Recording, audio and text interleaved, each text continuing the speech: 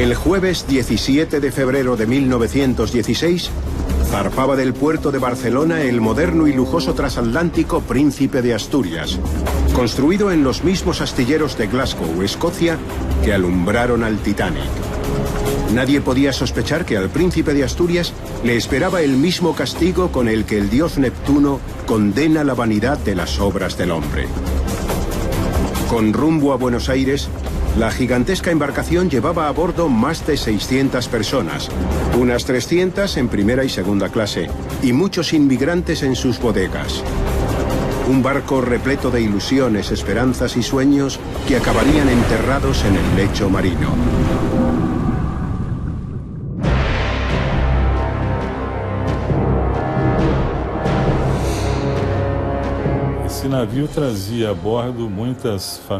Esta embarcación llevaba a bordo muchas familias con muchos sueños, como el de establecerse aquí, en Sudamérica. Traían todos sus ahorros, todo lo que podían traer de sus hogares para rehacer sus vidas, reemprenderlas o para encontrarse con sus parientes que ya vivían aquí. En la madrugada del día 5 de marzo, el transatlántico se encontraba muy cerca de las costas de Brasil. Los pasajeros más afortunados celebraban los carnavales en los lujosos salones, mientras el resto intentaba dormir, ajenos a la tragedia que se avecinaba. De repente se hizo neblina, una cerrazón muy fuerte, y no pudieron ver el único faro existente en aquella época, el de Ponta do Boi, en Ilha Bela. Y ese faro desapareció en medio de la niebla. Quedó prácticamente todo oscuro. No veían absolutamente nada. A las 4:15 de la madrugada, un golpe seco sacudió el casco del barco, seguido de una violenta explosión. El desorientado Príncipe de Asturias se había desviado de su rumbo, acercándose peligrosamente a Ilha Bela, desgarrando sus entrañas contra un arrecife.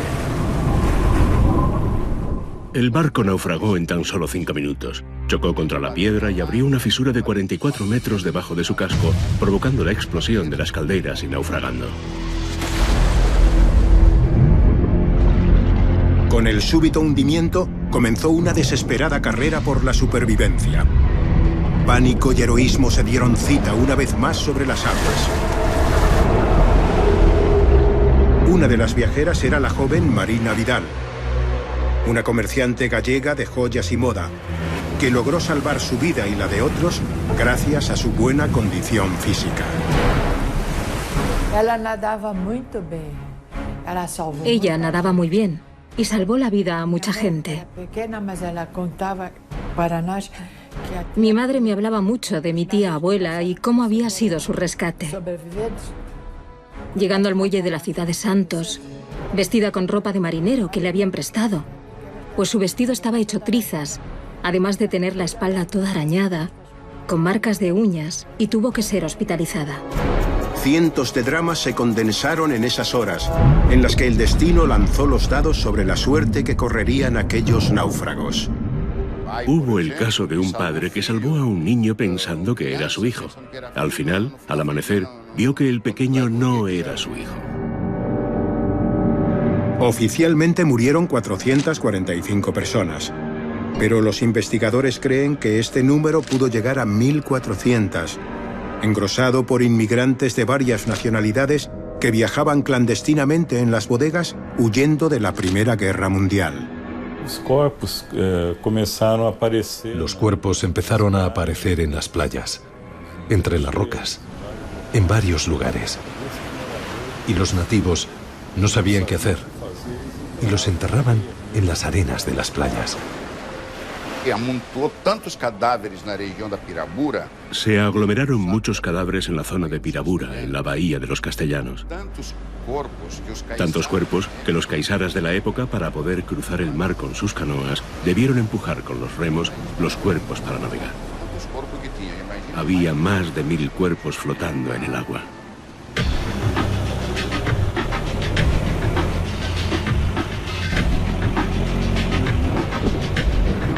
Casi 100 años después de esta tragedia olvidada, Cuarto Milenio organizó una expedición hasta la remota región de la Bahía de los Castellanos, en la zona más aislada de Ilha Bela, para alcanzar por mar el punto exacto del naufragio.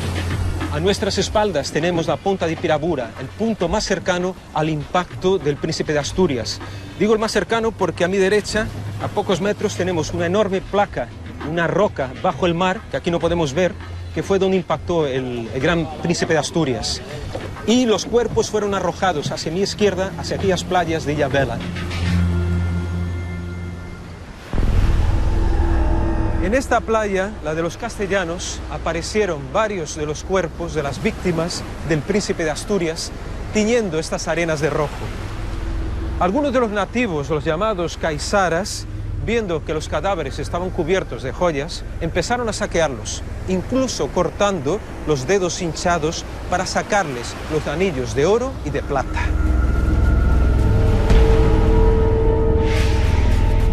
Los indígenas caizaras aún se avergüenzan de algunas de las cosas que ocurrieron aquella noche, como cuando uno de sus antepasados saqueó, mutiló y violó a una joven náufraga aún viva. Antes de morir, la chica maldijo al desalmado violador.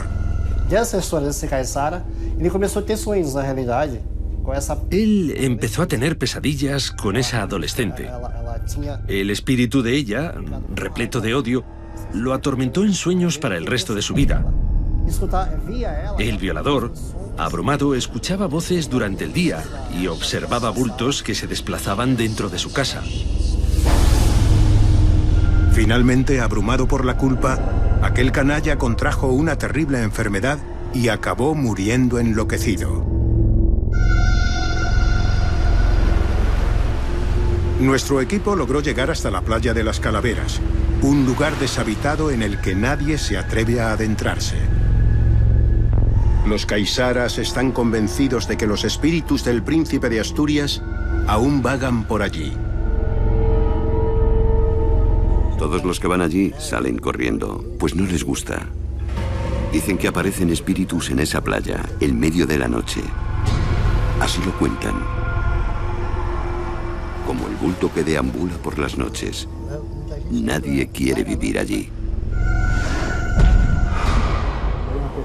Era una persona no viva. Y esa persona no hacía daño, pero caminaba para asustarnos. Dentro de una cascada hay una roca, y la vi sentada encima de esa piedra, peinándose el cabello, muy largo, que le llegaba a la cintura. Allí también vi a esa mujer de blanco, toda de blanco, con ropa abrochada hasta en los puños y un paño blanco que le cubría la cabeza.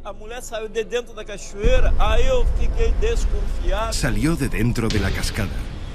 Sospeché que no era gente de nuestro mundo. Ella no caminaba como nosotros. Se deslizaba como si caminara sobre una esterilla mecánica. Sin dejarse ahuyentar por espectros ni leyendas, hay quien se ha atrevido a bucear en busca de los restos del transatlántico. Una empresa arriesgada en aquellas turbulentas aguas. Son raras las épocas del año en que tenemos una semana de aguas tranquilas. Es cuando logramos un alcance visual de 5 o 6 metros allí en el fondo del mar. El resto del año trabajamos prácticamente con el tacto. La razón para poner en peligro la vida de esta forma es un fabuloso tesoro que al parecer viajaba en las bodegas del buque. El navio estaba trayendo 11 toneladas en oro. El barco traía 11 toneladas de oro para Argentina para pagar mantenimientos comprados durante la Primera Guerra Mundial. Estaba trayendo un lastro también en oro. También traía oro para la apertura de un banco en Buenos Aires. Ese oro desapareció. Nunca más se vio. Para terminar de añadir intriga al asunto, la causa del hundimiento sigue siendo un misterio.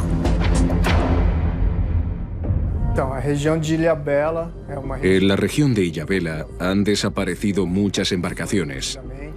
Incluso se especula en la existencia de un mini triángulo de las Bermudas allí.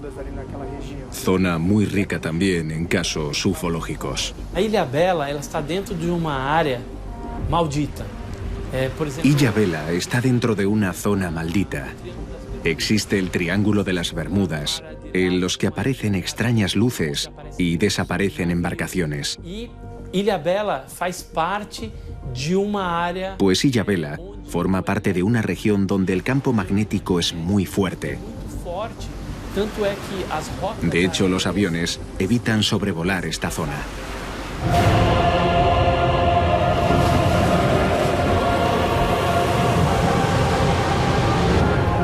El naufragio del Príncipe de Asturias, a pesar de ser relativamente desconocido, es una de las mayores tragedias de la historia de la navegación. Una historia con héroes y villanos, con misterios y tesoros. Una historia que aún está por escribir.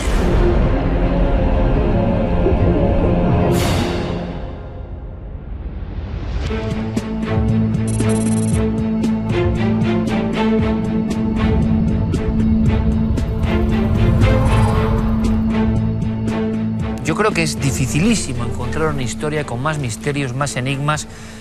Lo comentábamos aquí, entre amigos y protagonistas de alguna forma de este suceso que ahora ustedes van a conocer. Qué extraño magnetismo, ¿no?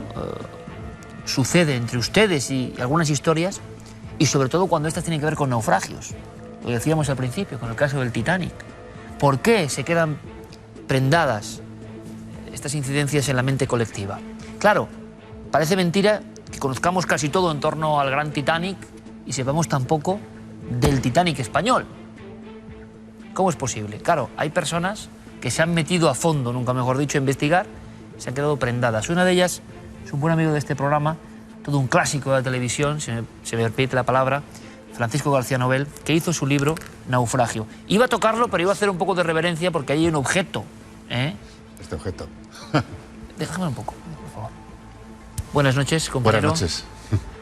Lo tuyo es pasión por este asunto. Efectivamente, se ha convertido en un objetivo de mi vida, seguir investigando el naufragio del Príncipe de Asturias. ¿Qué pasa, Francisco, tú como periodista, cuando alguien encuentra uno de estos sucesos que nos absorben, nos atrapan, nos conducen por caminos que nunca hubiésemos imaginado tomar, ¿no? Efectivamente, porque es que en este caso es un tema que no existía. No existía ni en las efemérides, no existía en las hemerotecas, no existía en la memoria de las personas y sin embargo estaba ahí. Es el Titanic español, exactamente igual que el buque inglés. Yo siempre he dicho que como no ha habido una película hecha en Hollywood como en el caso, o varias, como en el caso del Titanic, pues por eso no se ha creado la leyenda de aquel. Como nos pasa con casi todo, ¿no? Con casi todo, pero el hecho del mar realmente nos atrae mucho, es volver a nuestros orígenes. Salimos del mar y el mar, de alguna forma, el fondo del mar nos atrae de una forma muy especial a todos. Pablo Villarrubia, nuestro compañero, estuvo allí. En su día comentamos algo con Francisco García Nobel del Príncipe de Asturias, pero claro, es que esto es mucho y estar allí, vivir toda esa zona de muchos naufragios, no solo este, y zona de misterios también. Pablo, bienvenido.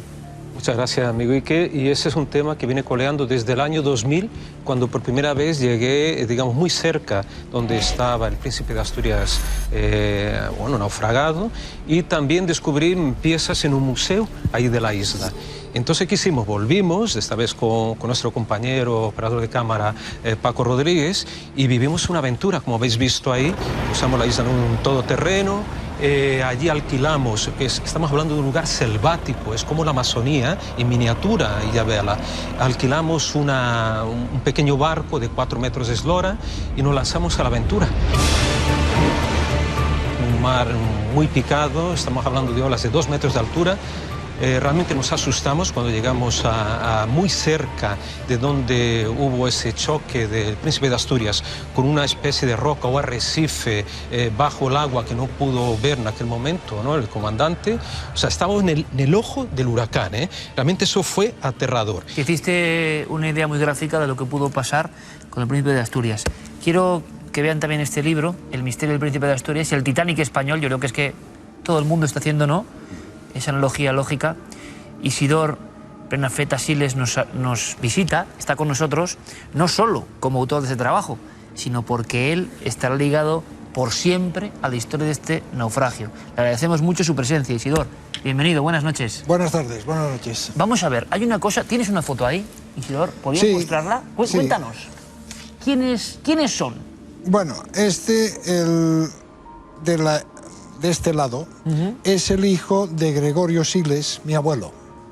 Y el que está aquí al lado soy yo. ¿Tu abuelo qué iba en ese barco? Mi abuelo era lo que hoy diríamos perito electricista. Era un técnico electricista, llevaba uniforme, como los oficiales, pero no era oficial. Y tenía a cargo toda la electricidad del barco, o sea, era responsable de que todo funcionara, lo eléctrico. Y este era su trabajo en el barco. ¿Qué recuerda o qué le pasó? ¿Cuál fue su historia? Isidor, cuéntanos, por favor, como si nadie supiese nada, es la propia historia de tu familia. ¿Cuál fue la historia de tu abuelo en aquel naufragio? La historia de mi abuelo allí fue... Tenía un gran amigo, un amigo que se llamaba Luis. Era uno de los telegrafistas del barco, de segundo o tercero.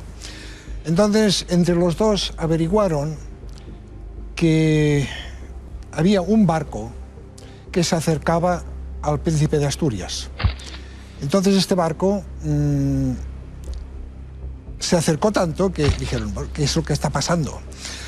Bien, entonces ellos vieron que del Príncipe de Asturias, uno de los cabrestantes cargaba unas cajas no muy grandes, pero muy pesadas, al otro barco. Hacía horas que el capitán no se veía. El abuelo decía, es que el capitán no estaba, debería estar durmiendo o debería estar en algún rincón, pero lo buscó y no lo encontró. Bueno, así es todo. Entonces se fue a dormir. Y cuando estaba ya durmiendo, de golpe se encontró en el suelo. Entonces salió y vio que el barco se estaba ya inclinando, bajando la proa y levantando la popa. Intentó buscar salvavidas, pero fue imposible. La gente se agolpaban como locos en la cubierta. Entonces él vio que lo que tenía que hacer era salvar su vida. Se subió a un mástil y se echó al agua tan lejos como pudo del barco, porque sabía que se estaba hundiendo y iba a hundirse rápido. Y para que el remolino no se lo llevara, él fue nadando todo lo que pudo. ¿Se logró salvar? Y luego, bueno, él nadó, estuvo 18 horas en el agua. Que se dice pronto, ¿eh? Que se dice pronto. En esas circunstancias, en la noche, con la muerte rondándole, 18 horas en el agua. 18 horas en el agua, pero tuvo una suerte. Cuando él llevaba ya quizá 1 hora o 2, no lo sé, esto no se sabe, nadando o intentando mantenerse a flote, algo le tocó en la espalda y él vio que era una caja llena de corchos. Los corchos flotan mucho. Entonces se agarró a la caja y esta fue su salvación. Amaneció el día y él en la caja. Entonces vio uno que estaba, otro que se había salvado con un salvavidas. Y bueno, intentó remar con las manos la caja como pudo, el otro también intentó venir, bueno, total, que al final estaban los dos en la caja. Volvió a anochecer, o sea, todo el día y parte de la noche anterior, y volvió a anochecer. Y entonces la corriente los llevó a una playa que notaron que había llegado, porque no había luna ni había nada, ya había amanecido, ya no había tormenta y bueno, era una noche normal. Saltaron a tierra y allí se quedaron varios días, tantos como 9 días, y comiendo lo que podían agarrar, lapas de las rocas. Como Robinson Crusoe, de alguna forma, en una isla. Más o menos como Robinson Crusoe. Madre mía, ahora seguiremos, Isidor, ¿sí? Que además qué forma más gráfica de contarlo, ¿no? Estábamos visualizando toda la escena y cuando alguien que está ligado a esta historia lo cuenta con esa verdad, nos damos cuenta de lo que es una tragedia de este tipo y cómo acompañó esta historia de por vida, imagino, a alguien que se salva, ¿no? Tiene que estar siempre presente, ¿no?, en la vida de alguien.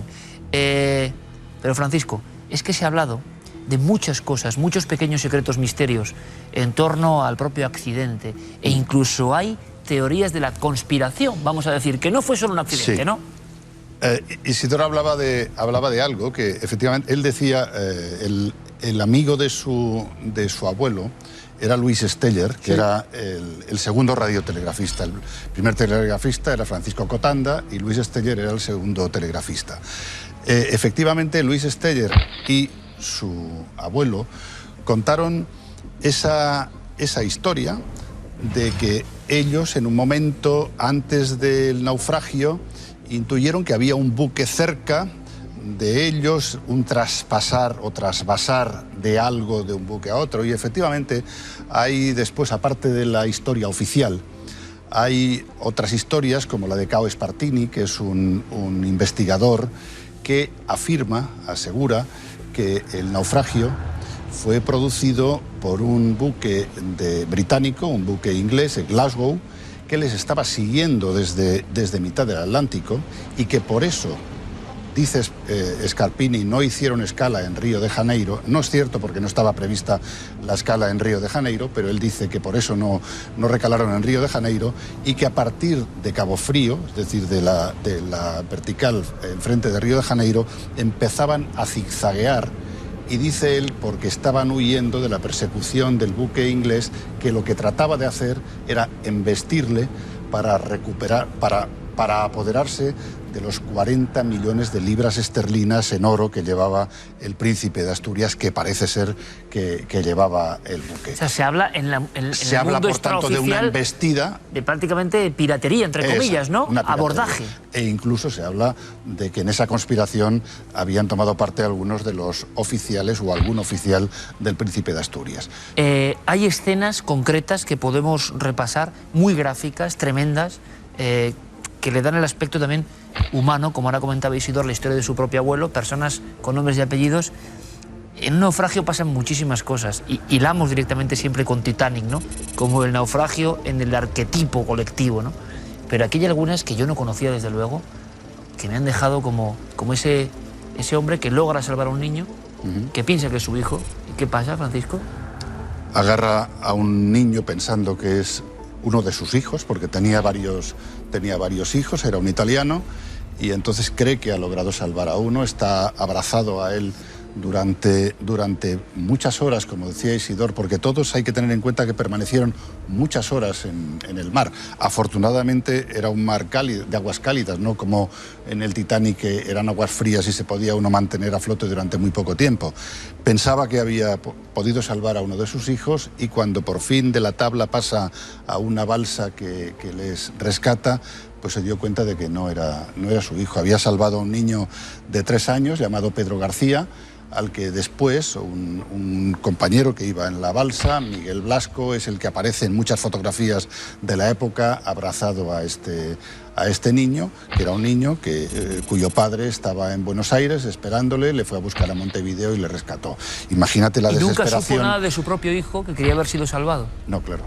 No. Imagínate la desesperación de este hombre y la de otros muchos casos, porque había familias enteras que perdieron a sus hijos. Ten en cuenta que fueron solo 3 niños los que lograron salvarse, tres niños de una cantidad inmensa de niños que iban a bordo del Príncipe de Asturias.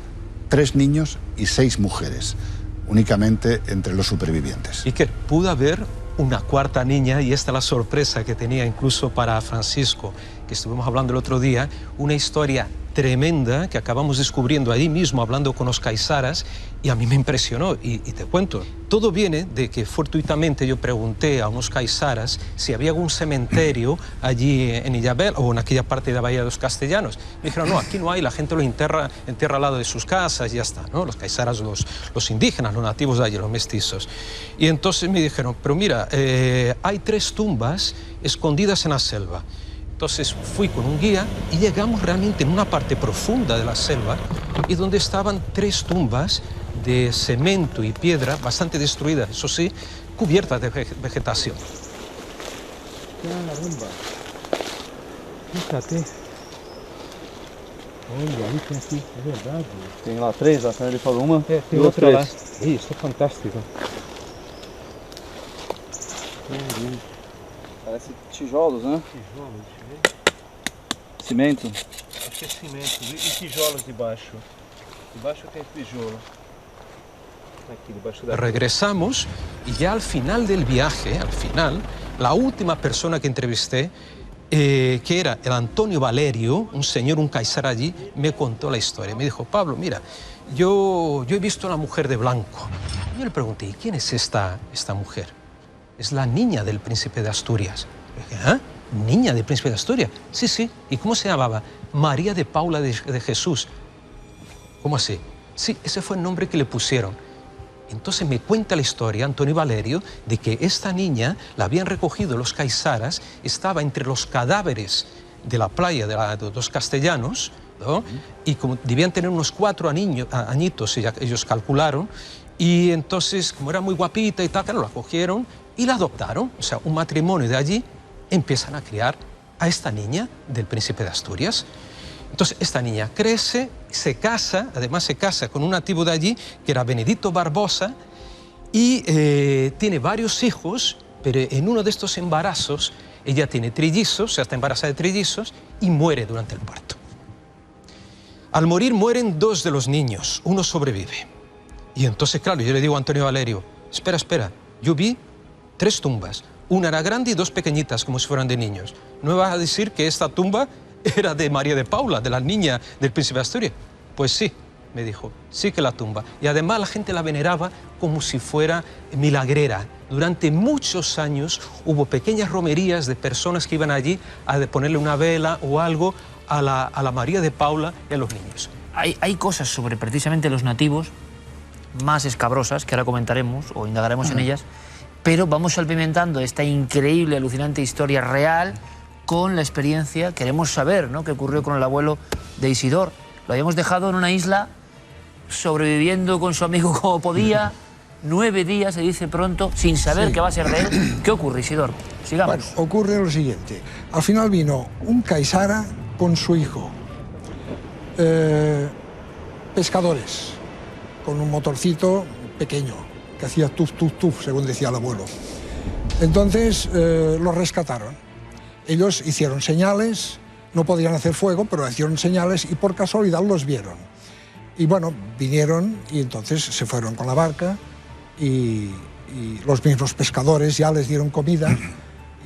Y volvieron a la vida después de estar tan cerca, ¿no?, de como tantos otros españoles que perdieron la vida. Fueron a Vila, un pueblo que se llama Vila. Hay una cosa importante, hemos sabido un poco la crónica, ¿no?, de hechos de uno de los supervivientes del príncipe de Asturias. Sin embargo, Francisco, Pablo, hay historias que hablan de los caizaras, historias que no les dejan en algún caso un buen lugar respecto a los cadáveres, a robos, se ha comentado, y también a la sensación de que para ellos el lugar quedó un poco como maldito, ¿no?, por esta cantidad de cadáveres acumulados. ¿Qué puede haber de leyenda de verdad, compañeros?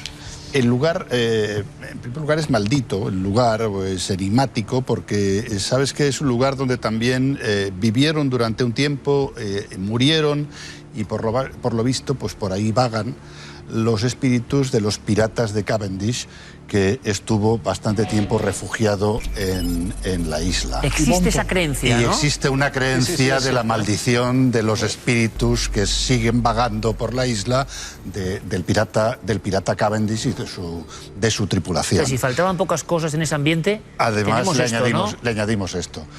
Pero yo la versión que tengo, recogida del sumario que se instruyó cuando el naufragio, tanto por la Armada brasileña como la Armada española, en el caso de la Armada española, a través de las autoridades consulares en Santos, es de un buen comportamiento por parte de los indígenas, puesto que realizaron enterramientos, encontraron los cadáveres, los enterraron y recogieron las joyas y las pertenencias de esos cadáveres sin mutilarles, lo que yo he leído en el sumario, sin mutilarles de ningún tipo, guardaron esas pertenencias y las entregaron a la autoridad, ¿y por qué a la autoridad entonces judicial? También hay una historia extraoficial, Pablo? Bueno, ahí forma, está, ¿no?, la historia que me cuentan allí, incluso los caizaras. El mismo Antonio Valerio conoció él a uno de estos caizaras que había no solo mutilado como violado a una niña semi-muerta. Y me dijo, Pablo, este hombre está ahora en el infierno, fue la palabra que empleó.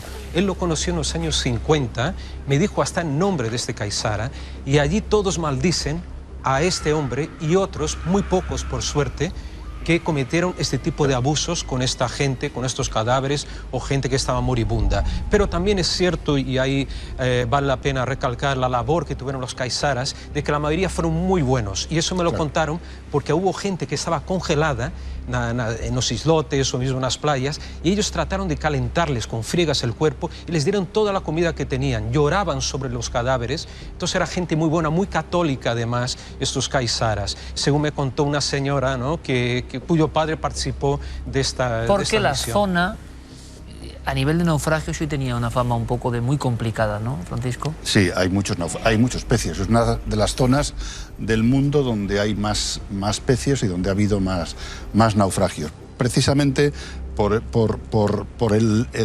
lo peligroso y lo complicado del lugar. El Atlántico siempre se cruzaba y se sigue cruzando por el mismo sitio, es decir, se baja por el Atlántico por África, por la costa de África, hay que cruzar a Cabo Frío, donde está Río de Janeiro, y después bajar en paralelo por la costa de América. Al llegar después de Cabo Frío, antes de llegar a Santos, está Ilha Bela.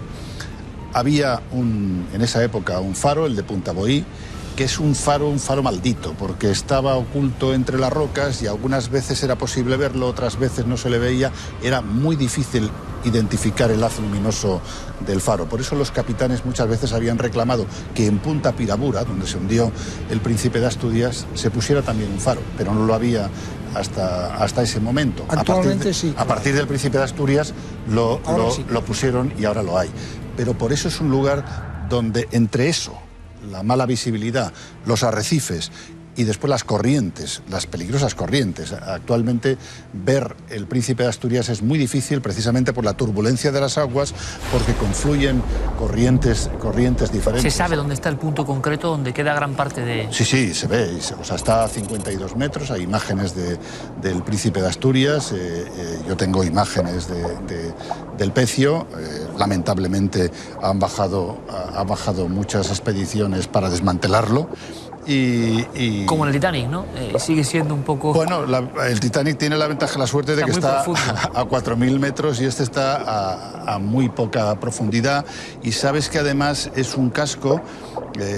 imagino que conoces esa historia de que los cascos de acero de los buques anteriores a las pruebas atómicas de la Segunda Guerra Mundial son cascos que no tienen radiactividad y por tanto son muy preciados, sobre todo para las pruebas espaciales. O sea, tanto el proyecto Gemini como Apolo, como los Challenger y los transbordadores se han nutrido de acero procedente del fondo del mar, porque no tiene radiactividad y necesita de ese tipo de acero esas naves espaciales. Y por tanto, como está muy buscado, tiene un gran valor, han sido muchos los que han expoliado. Bueno, hablas de naves espaciales y de alguna forma se habla de otro tipo de naves en toda esa comarca también. Se habla de ese mito. Si faltaba algo, Francisco, encima la sensación de que durante muchos años los pescadores y la gente habían visto extrañas luces. Claro. ¿Existe también esa historia? Existe esa historia. Hay un libro, conocerá Pablo mucho más porque lo tiene ahí. ¿Qué es eso? El Triángulo de Ilha Bela. Exacto. ¿Se llegó a hacer un libro en plan Triángulo de las Bermudas? Exactamente, porque en esta zona, como decía muy bien antes Francisco, se han hundido más de 100 barcos, más de 20 avionetas también han caído alrededor de Ilha Bela o en Ilha Bela, y Cícero Buarque escribió un libro solo sobre esta casuística, y es increíble porque nosotros mismos, hablando con los Caizaras, nos contaron historias de apariciones de verdaderos ovnis. Bueno, una zona muy especial, muy especial. Isidor, ¿tú no tuviste esa suerte de ver algo extraño, o sí? No tuve esa suerte, pero hay una teoría de que todos estos naufragios, aparte de los de Cavendish y Ponton, que eran piratas sanguinarios, hay la teoría de que todas estas islas, incluso parte del continente, supongo que también, es muy ferruginosa, tienen hierro. Claro. Entonces puede haber desvío de compases. le pudo pasar al príncipe de Asturias esto. Date cuenta, Iker, que... Pudo ser causa del accidente, ¿no? Pudo pasar. Sí, claro, date cuenta, Iker, que en el sumario Rufino Onzaín, el segundo oficial, que es el que estaba en el puente de mando, él atribuye la locura del compás de la que habla Isidor a la tempestad. Había muchos rayos y él atribuye a esas descargas eléctricas pues la locura del compás.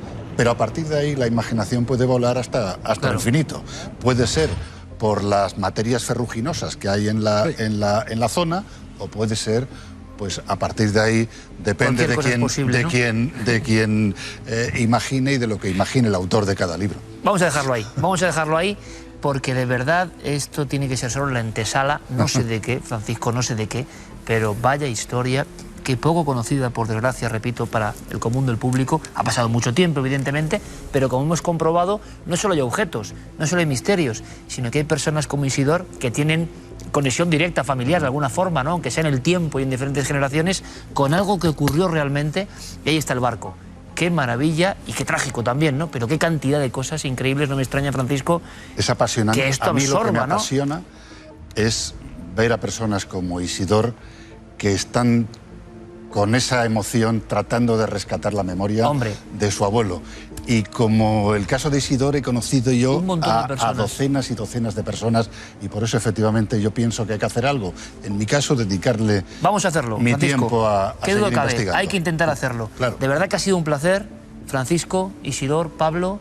Yo creo que millones de personas habrán quedado ahora enamoradas de esta historia, pues que sigan investigando. Déjamelo, Francisco, claro. El libro Naufragio y el misterio del príncipe de Asturias. Aquí hay por dónde comenzar.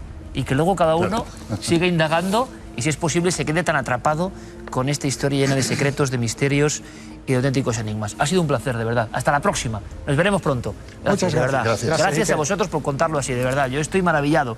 Vamos a directamente conectar con esta vieja historia e hilar con la actualidad absoluta. Lo que ha pasado en los últimos 7 días. Viene a continuación en Cuarto Milenio.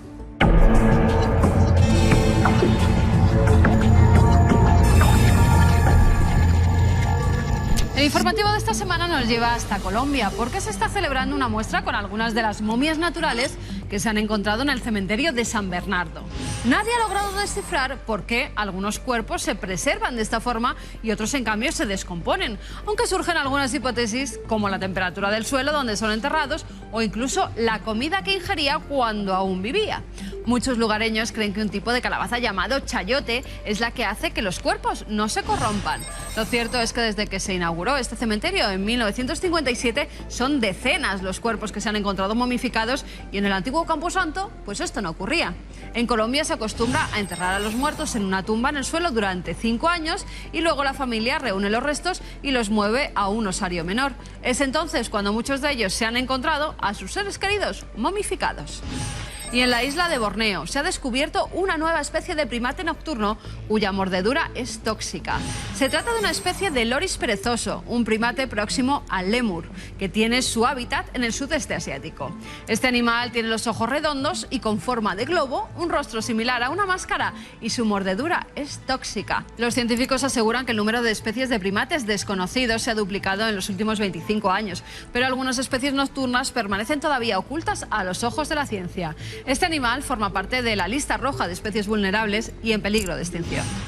Un grupo de investigadores británicos intenta esclarecer con la tecnología más puntera quién y por qué cometió uno de los mayores engaños del mundo de la ciencia.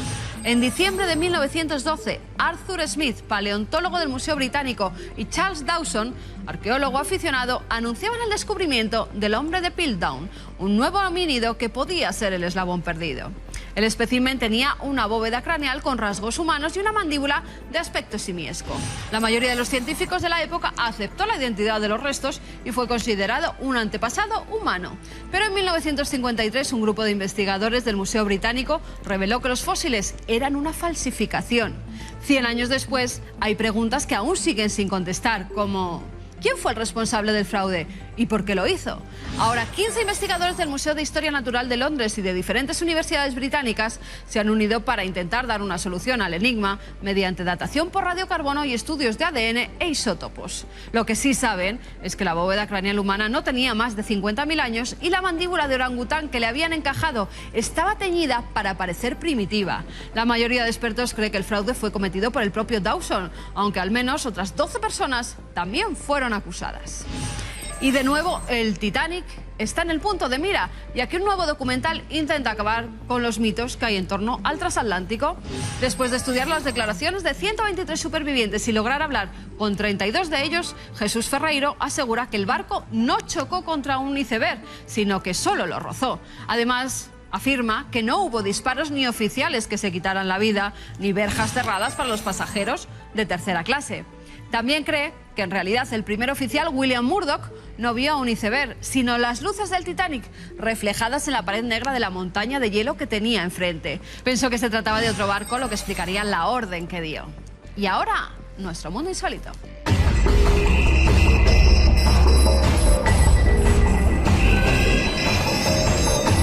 Museo egipcio, vitrina, momia de Amenhotep II, arqueólogos que van a hacer labores pues de limpieza. Con todo cuidado cogen a la momia y de repente el dedo pequeño del pie derecho que se cae. Un gran susto entre los arqueólogos, pero sobre todo se dan cuenta de que hay algo extraño, porque ese dedo estaba pegado. Alguien en el pasado, haciendo trabajos de restauración, pues se le había caído el dedillo y lo habían puesto con un pegamento que la verdad no ha dado mucho resultado. Ahora parece que la momia del pobre Amenhotep ya está completa, ya vuelve a tener el dedo. Y si van a Tokio y quieren pasar un buen rato, visiten el Café Hipnosis. Ustedes se toman un cafetillo tranquilamente y mientras hay un camarero que además es mago y además es hipnólogo. ¿Qué puede hacer? Pues llevarle a la vida dentro del útero, o eso dice. O también hacer una regresión a vidas pasadas. O hipnotizarle por si quiere dejar de fumar o por si quiere superar un trauma. Fíjense, echan la tarde un cafetillo y además superan todos los traumas que tengan. Café Hipnosis. Y vamos con Cliff, un perro beagle que tiene 2 años nada más, pero fíjense qué olfato tiene. Ha detectado el 98% de los casos de pacientes con algún tipo de infección estomacal. Ustedes fíjense, en un principio el perro fue adiestrado con algunas muestras simplemente de los pacientes, pero quisieron ir a más y lo llevaron a un hospital. Y entonces el perro iba habitación por habitación y en el 98% de los casos acertó. Estos animales nos dan siempre lecciones. Y quien también nos da lecciones es Santiago Camacho en su cara oculta.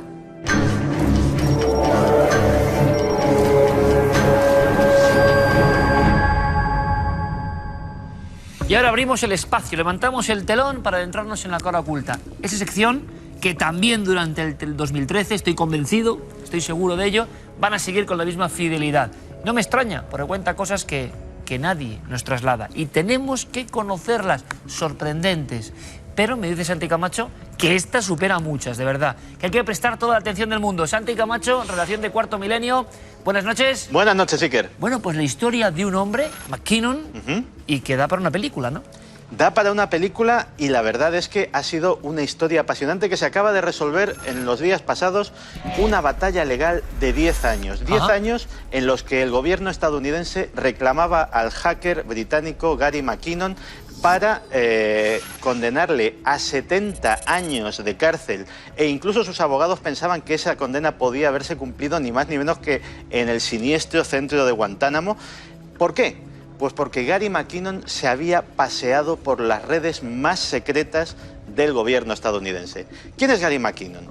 Gary McKinnon era un aficionado a los ovnis como los miles que nos están escuchando esta noche. Y él tenía un sueño como ellos.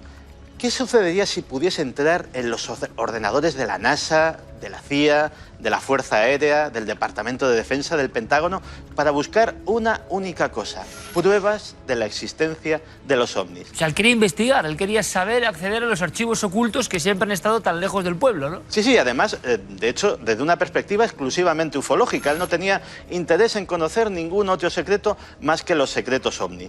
Y, dotado de una habilidad y unos conocimientos informáticos realmente notables, estuvo durante un año entero, de febrero de 2001 a marzo de 2002, paseándose impunemente por esas redes, por la NASA, por el Ejército, la Marina, el Departamento de Defensa, las Fuerzas Aéreas e incluso el Pentágono. Le pillaron porque llegó a obsesionarse de tal manera que empezó a descuidarse, no dormía, comía mal y incluso tenía mucho cuidado con los horarios, pero un día se equivocó y un operario vio que el cursor de su pantalla se movía sin que él hiciera nada. Eso en 2002 hizo estallar todas las alarmas y finalmente Gary McKinnon fue detenido en Gran Bretaña acusado de estos cargos. Durante 10 años el gobierno estadounidense ha estado solicitando esa extradición para darle esa condena ejemplar.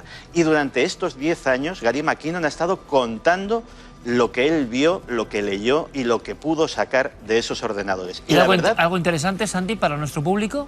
Interesante no, sorprendente. Dijo que había encontrado pruebas de la existencia de dispositivos de energía libre, de dispositivos que utilizaban, que no hacía falta ningún tipo de combustible ni de fuente de energía conocida. Dijo que había dispositivos de antigravedad, que tenía constancia de la existencia de ovnis capturados, de que esos ovnis capturados se les había practicado la ingeniería inversa para sacar de ellos muchos adelantos de los que estamos ahora disfrutando, que había visto fotografías de estos aparatos, incluso que la NASA recibe regularmente a través de los satélites fotografías de ovnis en todo el mundo. Y no solo eso, sino posiblemente la revelación más espectacular que ha hecho Gary McKinnon es que tuvo acceso a un documento que se llamaba el libro de acceso. ¿Y qué tenía ese libro de acceso? Tenía los nombres en clave de 20 oficiales no terrestres, 20 oficiales no de nuestro planeta, que estarían infiltrados en el ejército estadounidense. Eso es lo que ha ido contando mientras se desarrollaba ese proceso de extradición y todavía tenía una condena sobre su cabeza. ¿Y Santi, ya ha aportado alguna prueba, algún documento, ha escaneado alguno de esos hallazgos? Por desgracia, sus ordenadores fueron confiscados. Él encima, pues cuando le pillaron, destruyó muchísimas pruebas para no verse incriminado y solo podemos contar con su testimonio. Lo cierto es que es muy llamativo que ese testimonio sea de una persona que la justicia estadounidense ha estado persiguiendo con especial saña. Un proceso de extradición costosísimo en Reino Unido durante 10 años, digámoslo así, no se hace por cualquiera, sino que se trata de un preso al que querían echar el guante de una manera muy especial. ¿Y cómo está la situación ahora mismo? ¿Parece que puede respirar tranquilo Gary McKinnon o no? Mientras no pise en los Estados Unidos, sí. Ahora mismo en Reino Unido es un hombre libre. El gobierno británico ya ha acordado que esa extradición no se va a producir de ninguna de las maneras, entre otras cosas porque consideran exageradísima la condena que le iban a imponer, dada la naturaleza de los presuntos crímenes que habría cometido, y por tanto, digamos que se ha librado, aunque en el preciso instante en el que pusiera pie sobre el territorio estadounidense, sería detenido y tendría que afrontar esos 70 años de cárcel que le estaban prometiendo. Para una novela, una película, el ufólogo, hacker, que consigue su sueño de meterse dentro de las redes más secretas en la prehistoria casi de la red, y le piden 70 años. Hay algo que se nos escapa, Santi. Seguiremos investigando. Gracias, compañero. Gracias a ti, Iker. En fin, alucinante es poco, ¿verdad? Historias que ocurren, que pasan, nombres, apellidos. ¿Cómo acabará este gran litigio? Suena todo esto a hombres de negro actuando, ¿no? Si es que existen. Desde luego, muchos tendrán interés en echar el guante, incluso físicamente, Gary McKinnon. ¿Quemó todos sus secretos? ¿Quemaría todos sus secretos? ¿O realmente lo lógico es guardarse unas en la manga, ¿no? Bueno, lo que les aseguro es que seguiremos muy atentos con la lupa puesta sobre este caso tan extraño que lleva una década provocando quebraderos de cabeza a la justicia norteamericana. Otro tipo de quebraderos de cabeza son los que provoca la Ouija, ustedes ya lo saben. Hemos hablado por activa y por pasiva, hemos contado todo tipo de incidentes donde personas o han puesto fin a sus días, o han intentado suicidarse, o se han arrojado al vacío después de conectar con ese mundo extraño. El expediente Vallecas, y recientemente en esta misma mesa, lo recuerdan, aquí en el apartado de noticias, conectábamos con Colombia, un muchacho que moría tras hacerse el harakiri ordenado por la Ouija. Nos inquieta ese poder de un tablero y un vaso que empieza a apoderarse del cerebro de las personas. No sabemos qué hay, pero esto ocurre. De pronto, el oficiante del mal llamado juego pasa a un plano de inferioridad respecto a la entidad, la energía, lo que sea que se manifiesta ahí. Tenemos un último caso, muy reciente, ha ocurrido en Barcelona, y personas del ámbito de la sanidad que lo vivieron muy de cerca nos lo van a contar aquí, o más bien allá arriba, porque el ambiente que tiene que hacerse para contar esta historia es muy especial. La Ouija, de nuevo protagonista en Cuarto Milenio.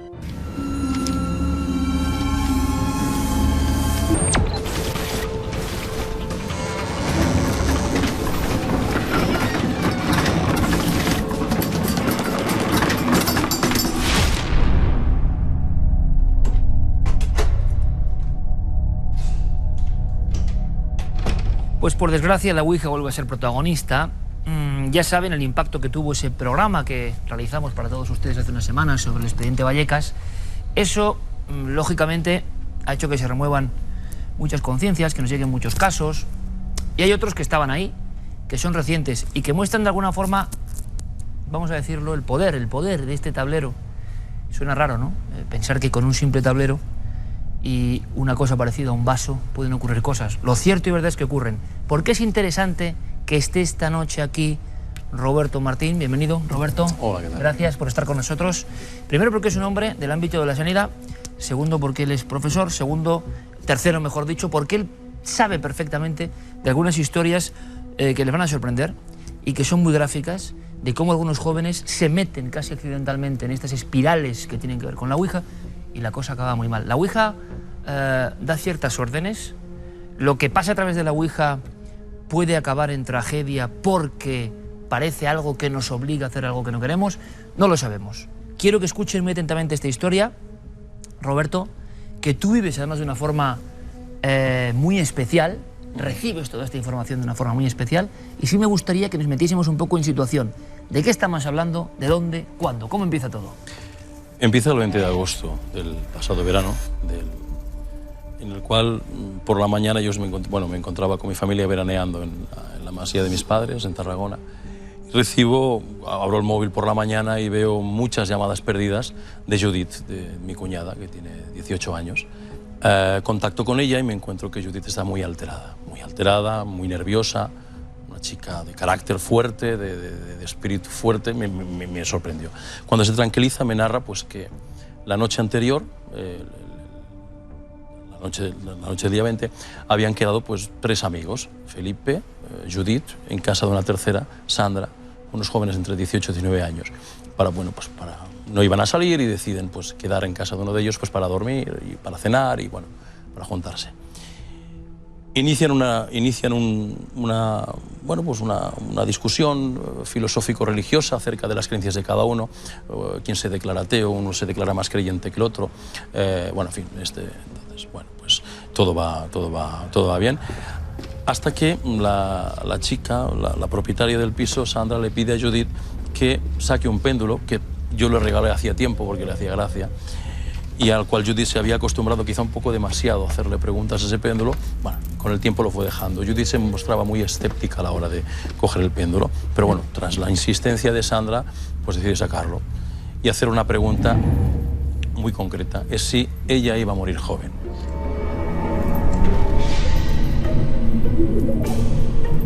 El péndulo le afirma efectivamente que va a morir joven. Las dos chicas se impresionan mucho, se ponen a llorar y deciden, con Felipe deciden dejar eso porque no llega a ninguna parte. Y se ponen a ver la tele, se ponen a escuchar la radio en primer lugar. Bueno, están escuchando música, se funde de repente una luz, se funde una luz, una bombilla como tantas veces pasa, y la radio empieza a oscilar el volumen. Empieza a oscilar el volumen sin que nadie manipule ningún mando a distancia ni tan solo el aparato de radio. Al principio se lo toman a broma, se ríen incluso de la situación, hasta que ya empieza a ser la situación un tanto cargante y, bueno, y deciden apagar la radio y poner la televisión. Exactamente lo mismo. Sube y baja el volumen constantemente, sin manipulación ni de mando ni del aparato. Vale, vamos a ver, además ahora cuando salían de la cabaña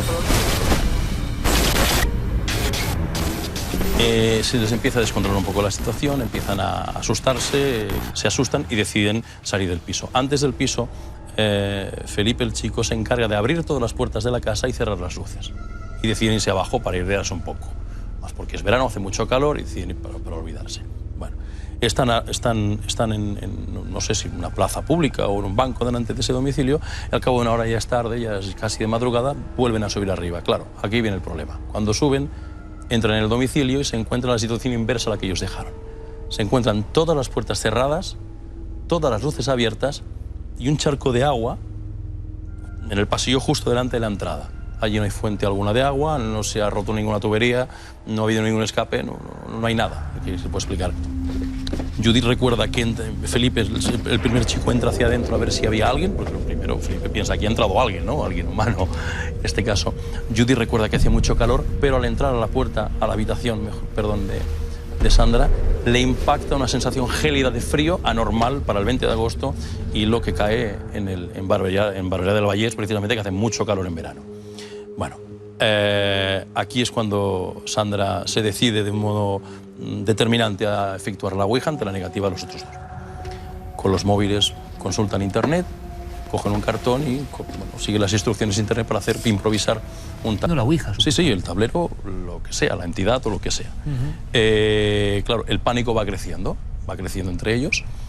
Y les dicta lo siguiente, que para evitar esa situación y para que Judith también purgue algún que otro pecado que ella tiene, también está enfadado con ella, les obliga a hacer un rito que consiste en que Sandra se corte, se haga una incisión en un dedo, en la mano, donde sea, y vierta unas gotas de sangre, creo que el número exacto eran 2, pero bueno, no recuerdo, unas gotas de sangre en el péndulo que previamente habían utilizado con Judith. Se quedan un tanto sorprendidos y deciden ir a buscar un instrumento con que cortarse.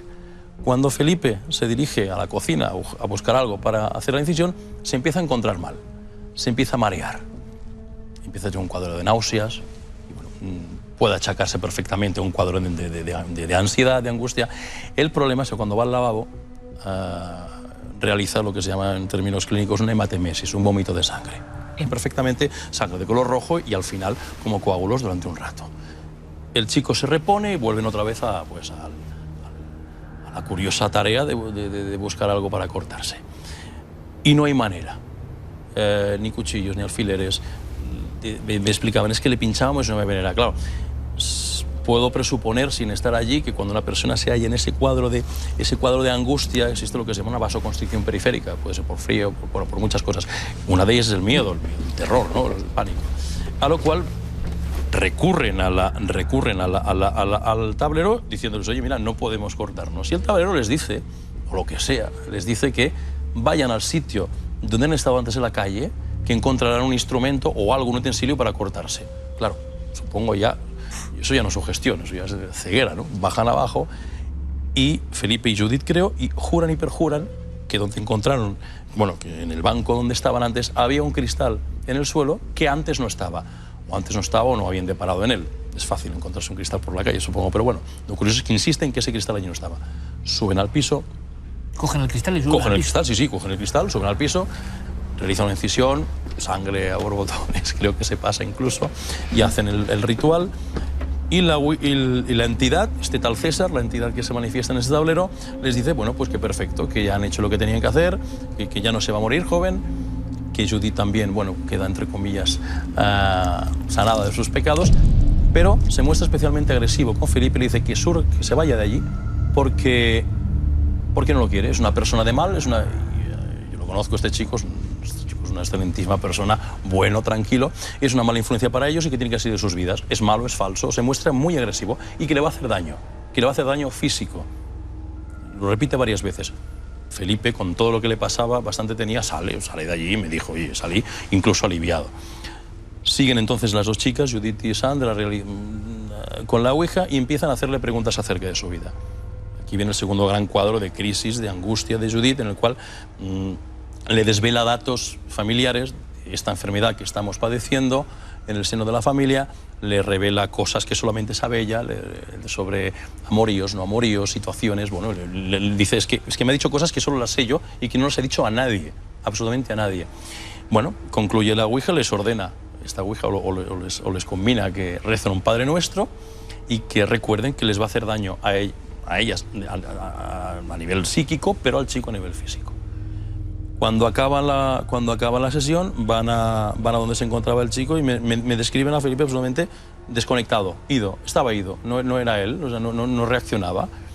Bueno, deciden poner tierra al asunto y Judith y Felipe van hacia sus domicilios y bueno, ahí acaba todo en principio, acaba todo, pero en los días siguientes, que hoy sí que intervine, porque los llamaba prácticamente a diario, bueno, especialmente a mi cuñada, para cómo estaban, me narran una imposibilidad a la hora de dormir. Judith es una chica muy fuerte, o sea, con 14 años me enseñaba las películas de terror japonesas que yo actualmente sigo sin poder ver. Una chica muy difícilmente impresionable, es muy fuerte. Pero ella me decía, no es que no tenga miedo a dormir no es que tenga miedo a dormir porque recuerde la ouija, no, es que tengo la firme sensación de que alguien me está mirando, que alguien me está vigilando. Exactamente igual que Felipe. Pero Felipe además narra que suceden hechos en su casa, cambio en el orden de las cosas, e incluso llega a ver la figura como si una persona transparente estuviese sentada en mi cama, con la misma sensación, con la sensación de que alguien le está controlando. ¿Y ha pasado algo con ellos a nivel de esa profecía contada? Porque es el caso, y por eso lo traemos. Sabemos lo que ha generado el asunto de Vallecas y el dossier, sabemos la cantidad de miedos y de curiosidades que suscita la ouija. ¿Y por qué este caso? Es un poco aviso a navegantes, ¿no? Esto tenía pinta de ir por muy mal camino.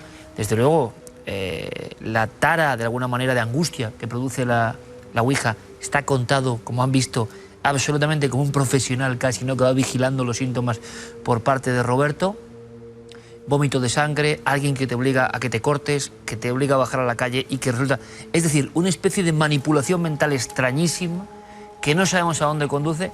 Y en este mismo despacho, en esta misma zona del plató, ustedes recordarán un maestro de Sevilla contándonos cómo una chica, en un proceso muy parecido, acaba subiéndose a el trampolín altísimo de una piscina abandonada y tras clamar a Satán, lanzarse brazos en cruz, se salva porque hay un neumático, los iba a matar.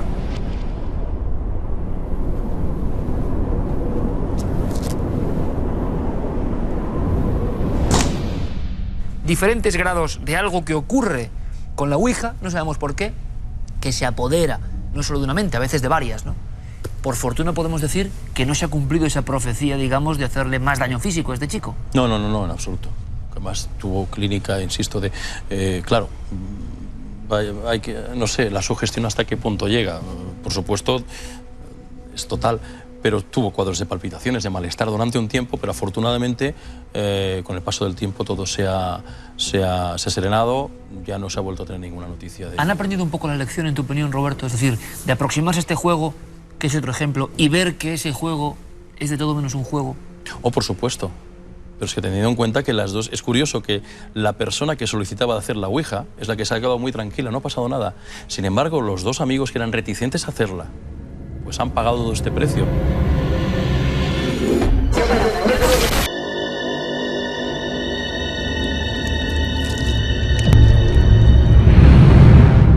Pues Roberto, yo te agradezco muchísimo la claridad, ¿no?, en la exposición, porque sé el efecto que tiene esto. Sé el efecto que tienen muchos jóvenes. Sé que es una llamada de atención, porque todo el mundo que está viendo a Roberto, que ha sido un poco portavoz de esta historia y con su conocimiento además observando que hay cosas que no tienen buena pinta, no tuvieron buena pinta, y que por fortuna ya han pasado, ¿no?, y se ha salido de ese círculo vicioso, pero ha sido testigo y nos lo ha contado de cómo tres jóvenes normales y corrientes, casi por un pasatiempo, pueden acabar en una aventura bastante negativa. Si esto sirve simplemente, Roberto, para que mucha gente que se le está pensando no dé el paso, yo te lo agradezco, creo que es una buena misión, creo que es lo que tenemos que hacer, ¿no? Sí, porque a veces, yo lo decía aquí en esta misma mesa, qué espectacular, qué tremendo, ¿no?, el caso, por ejemplo. No, pero es que luego hay mucha angustia, ¿eh? Hay mucho dolor, hay gente que acaba con problemas muy serios. Y Lo haremos mientras haga falta, evidentemente, contar que la Ouija es peligrosa, que no sabemos qué ocurre, pero que se adueña de la mente humana. Ya casi lo secundario es si esto viene del más allá o es la propia mente humana, lo más oscuro de nosotros mismos, reflejándose, ¿no?, en un tablero. Y porque ¿por qué cuando ocurren estas cosas lo que suele salir es negativo? Cuando no es el demonio, y siempre iniciándose por una serie de cuestiones que a veces no hace falta ni saber. ¿Qué interés tiene uno en si va a morir joven, si va a contactar con su novio fallecido, como el caso de Vallecas? ¿Qué interés? Bueno, pues cuando se da ese paso parece que empiezan a ocurrir cosas, y Roberto Martín nos lo ha contado de esta forma tan diáfana para que ustedes tomen nota, de verdad. Nosotros tomamos nota y espero que muchos que están viendo Cuarto Milenio esta noche también la tomen. Roberto, muchas gracias. Un abrazo para esos chicos, que no pase nada, que hayan aprendido la lección, como todos vamos aprendiendo lecciones todos los días, ¿no? Gracias, Roberto, sí, gracias. Sí. Porque además lo ha contado de una forma que estábamos todos, ¿verdad? Bueno, yo invito a Roberto, como hombre cuyo ámbito, ¿no?, y cuyo conocimiento y cuya esfera es el mundo de lo médico, a que observe con mucha atención nuestro siguiente viaje y reportaje. Quizá hayas oído hablar del famoso pueblo de Ochate, pueblo maldito, entre comillas, pueblo de la polémica. Bien, muy atentos, amigos, porque a raíz de Ochate, o la sombra de Ochate es tan alargada, la sombra de su torreón medieval es tan alargado, que muchos pueblos de alrededor, en ese condado de Treviño mágico, han permanecido un poco silenciados. Por eso hemos llamado a esta aventura a la sombra de Ochate. Lo recuerdan muy rápidamente, lo hemos contado 1000 veces, hemos estado allí 20.000 y hemos traído todo tipo de imágenes, ¿no? Un pueblo supuestamente aniquilado por diferentes pestes. Hablamos de la peste. Vamos a conocer algo de lo que fue el fenómeno, el fantasma de la peste en España y en esa zona de Castilla en cierto momento. Verán, lo que no era conocido es que había otros Ochate. Es decir, había otros pueblos que fueron sepultados por la enfermedad.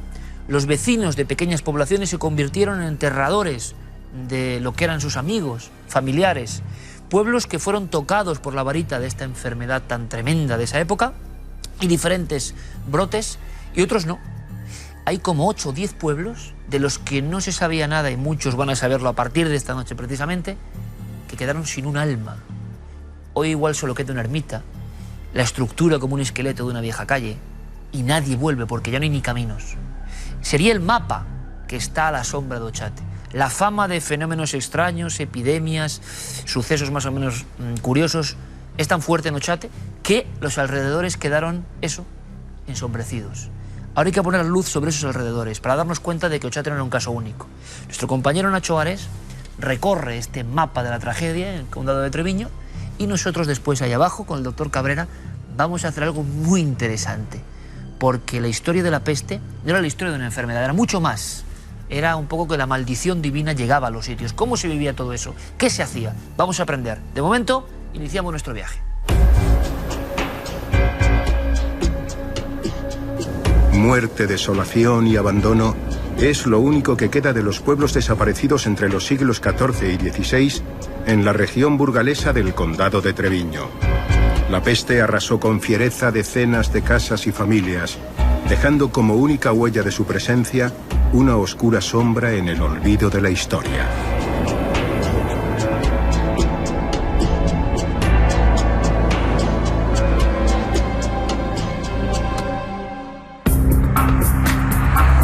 No es tarea fácil. De alguno de aquellos pueblos solo se mantiene en pie la antigua iglesia parroquial, hoy una ermita en el centro de la nada, donde para alcanzar nuestra meta debemos recorrer frondosos bosques y caminos tortuosos.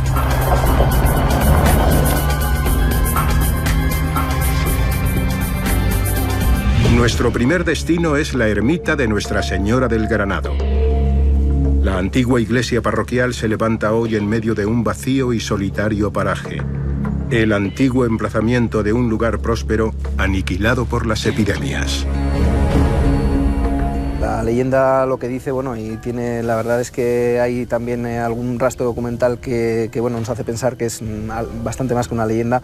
Habla de que una epidemia desoló todo este pueblo y la última habitante era una anciana que antes de morir repartió las tierras del pueblo entre los dos lugares más cercanos, que son Albaina y Fuide.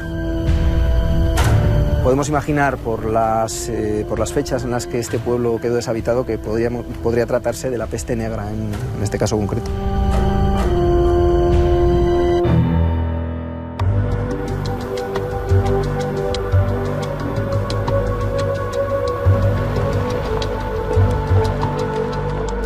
No lejos de allí se encuentra la ermita de San Sebastián. Fue trasladada piedra a piedra desde su ubicación original, un viejo cruce de caminos enclavado en pleno Camino de Santiago, el mismo camino por el que anduvo la muerte en el siglo XV. Es curioso e irónico, más que nada, porque resulta que así como San Roque y San Sebastián eran los santos a los cuales se les rezaba, ¿no?, en tiempos de epidemia para evitar esas plagas y esas pestes, pues esta ermita de San Sebastián lleva el nombre de ese santo, ¿no? Y curiosamente pues fue, digamos, asolado por epidemia.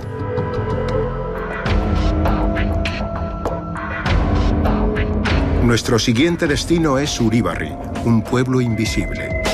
De su abandono tras la epidemia de principios del siglo XV, solo quedan unas pocas tejas y algún que otro bloque de piedra. Todos estos lugares, aparte de la iglesia, que bueno, siempre acaba siendo el último lugar, la última edificación en arruinarse, podemos encontrar pues, restos de tejas y poco más.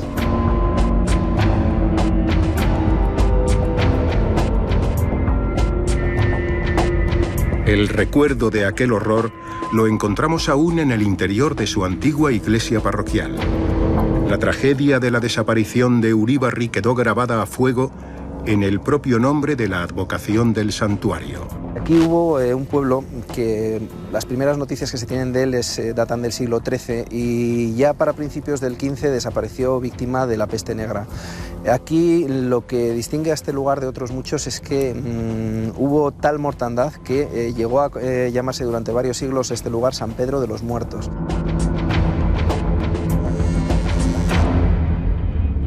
El caso más extremo lo encontramos en el antiguo poblado de Galvarín. Allí las epidemias aniquilaron a los hombres, las casas, la iglesia, y el tiempo acabó borrando incluso el recuerdo del propio pueblo. Nada, ni siquiera sabemos la ubicación exacta de dónde estaba el mortuorio. Lo único que sí que tenemos referencias históricas contundentes hablando de que ha sido destruido por epidemias.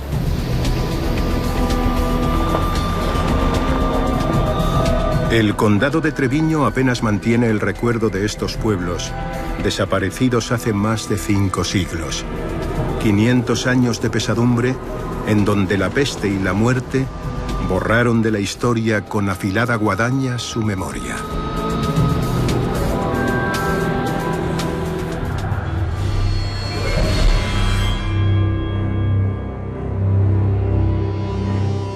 A la sombra de Ochate, a la sombra del gran pueblo del mito, el misterio y la maldición, hay muchos otros pueblos prácticamente sin nombre, arrasados de la noche a la mañana por la enfermedad. Y a partir de esa enfermedad, también, como es lógico, las cuestiones que tienen que ver con todo lo legendario, todo lo enigmático, todo lo oculto. Sigue siendo la enfermedad un territorio desconocido para el hombre.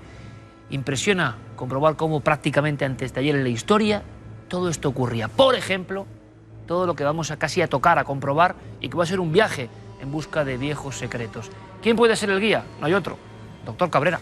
Hola, Iker. Bienvenido. Buenas noches. Una vez más. Interesante. Es un placer, aunque sobrecoge esto, doctor. Impresionante, porque esto ha causado muertes, millones de leyendas urbanas, y aún hoy, cuando alguien estornuda y te dicen Jesús, estamos recordando la peste.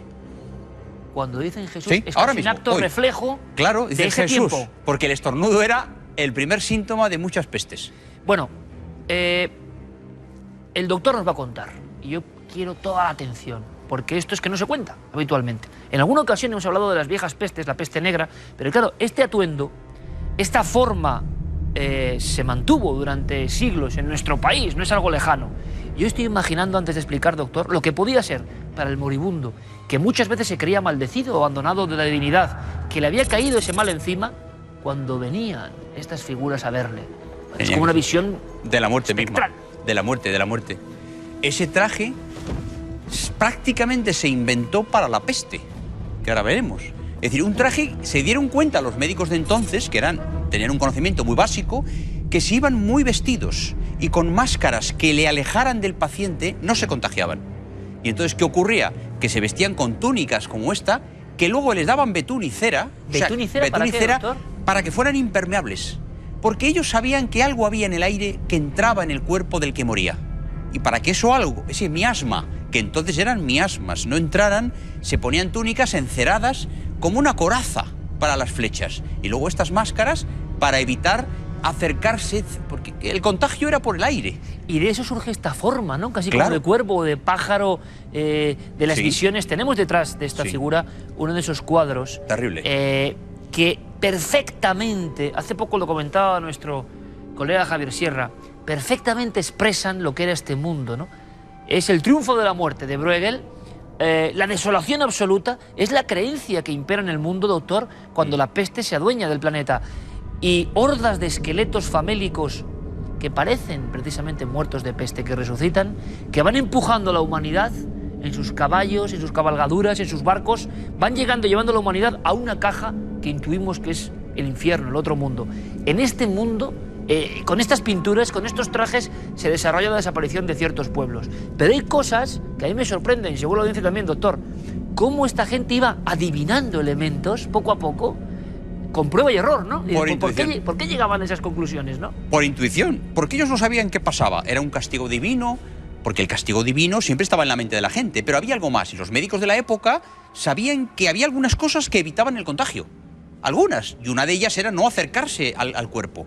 Otra era ir vestido de manera que luego te quitaras esa ropa y no hubiera penetrado ese miasma. Entonces, claro, eso es lo que estamos viendo aquí. ¿Y cuándo se abandona esta especie de traje que parece un poco, sinceramente, de santa compañía terrorífica? ¿Cuándo se va abandonando? Hombre, a partir del siglo ya XVII es difícil de ver. Es difícil de ver. Demos cuenta, Va desapareciendo. Sí, ya va desapareciendo. Hay muchos tipos de máscaras, luego comentaremos, pero máscaras de todos los tipos según el país de Europa donde estaba la peste. Es decir, este tipo de pico estaban en España, se veían a veces en Suiza, pero en Italia había otras máscaras con otras formas. O sea, no todas tenían esta forma. La cuestión era tener una máscara que te protegiera. Que pudieses ver al paciente, claro, pero no le tocase su aliento, ¿no? Correcto, porque en el aliento iba la muerte. Bueno, es increíble, doctor. Vamos a hacer una cosa. Dejamos a un lado a este siniestro personaje y a su mundo alucinante. Por favor, el Prado merece una visita. Tenemos estas joyas, las reales, las piezas maestras, las tenemos en el Prado, ¿eh?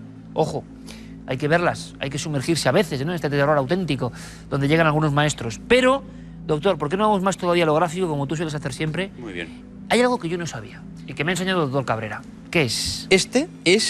Esta máscara que tenemos aquí es la primera máscara antigas que es de la humanidad. ¿Y por qué? Porque ellos no solamente tenían un pico largo para no acercarse al aliento del paciente, sino que dentro de la máscara ponían hierbas a manera de filtro. Y estas hierbas eran aromáticas. Acordaros que peste, pestilencia, todo lo que oliera mal era sinónimo de enfermedad. Y entonces ellos ponían este tipo de plantas dentro del... Y esto era un filtro. Ellos respiraban por aquí. A veces incluso ponían vinagre, rellenaban el pico de vinagre y el vinagre es un antiséptico. Por lo tanto, estaban haciendo antisepsia sin saber lo que hacían. Y luego esto sujeto completamente a la cara del médico. Tú imagínate lo impresionante que sería... Alucinante. Poner esto. Esto es la primera máscara antigas. Me recuerda, por ejemplo, a la vieja técnica de, parece sencillo, pero de los vaos, ¿no? De estar en contacto con una especie de aroma de algún tipo de planta que nos abre los conductos pulmonares y los bronquios y nos deja lejos de la enfermedad, ¿no? Correcto. Ellos sabían que en el aire estaba el mal, pero no sabían qué mal era. Y entonces lo que había que hacer era evitar que ese mal entrara directamente. Es que lo filtraban. Y además ellos habían visto que los pájaros no enfermaban de peste. Ellos no sabían que el pájaro era inmune a ese tipo de bacteria. Y entonces, pájaro, todo. Pico, filtro. Alucinante, doctor. Esto es un poco más desagradable, ¿eh? Aquí el maestro artesano Juan Villa nos ha traído una especie como de recordatorio en piel, cuadros de piel humana, pero es la realidad, que el doctor rápidamente, casi en un flash, nos va a contar. ¿Esto qué es, doctor? Pues aquí tenemos distintas muestras de piel. En el caso de la peste, era una bacteria y la bacteria hacía pus. El pus hacía una bulla y era el bubón. Aquí tenemos en esta piel perfectamente dos bubones, que eran dos bultos. Y dentro del bulto estaba el pus. Y ahí estaba el signo, ¿no? Ese era el signo. Peste bubónica. Peste bubónica o peste negra, porque la persona se quedaba negra, pero era la misma bacteria. Con todos los instrumentales, entonces los médicos, con el instrumental que tenemos aquí, abrían estos bubones para drenarlos, es decir, para que saliera el pus. Y de entonces la famosa frase ubi pus ibi ex vacua, donde hay pus hay que evacuarlo, porque eso curaba. algunos bubones cicatrizaban, curaban. ¿Se llegaba a curar la peste negra, doctor? En algunos casos la persona adquiría una inmunidad natural, gente muy fuerte, y sobrevivían a la peste y quedaban inmunizados ya de por vida. Pero eran muy raros. Tampoco lo sabía. Sí. Pensaba que era mortal de necesidad y que no había supervivencia. No, y de ahí la leyenda de que el que bebía, algunos alcohólicos, alcoholizados, tenían algún elemento de defensa. Madre mía. Increíble. Seguimos, doctor. Pues lo siguiente que tenemos aquí es la viruela, la famosa viruela que mató millones de indios en Iberoamérica.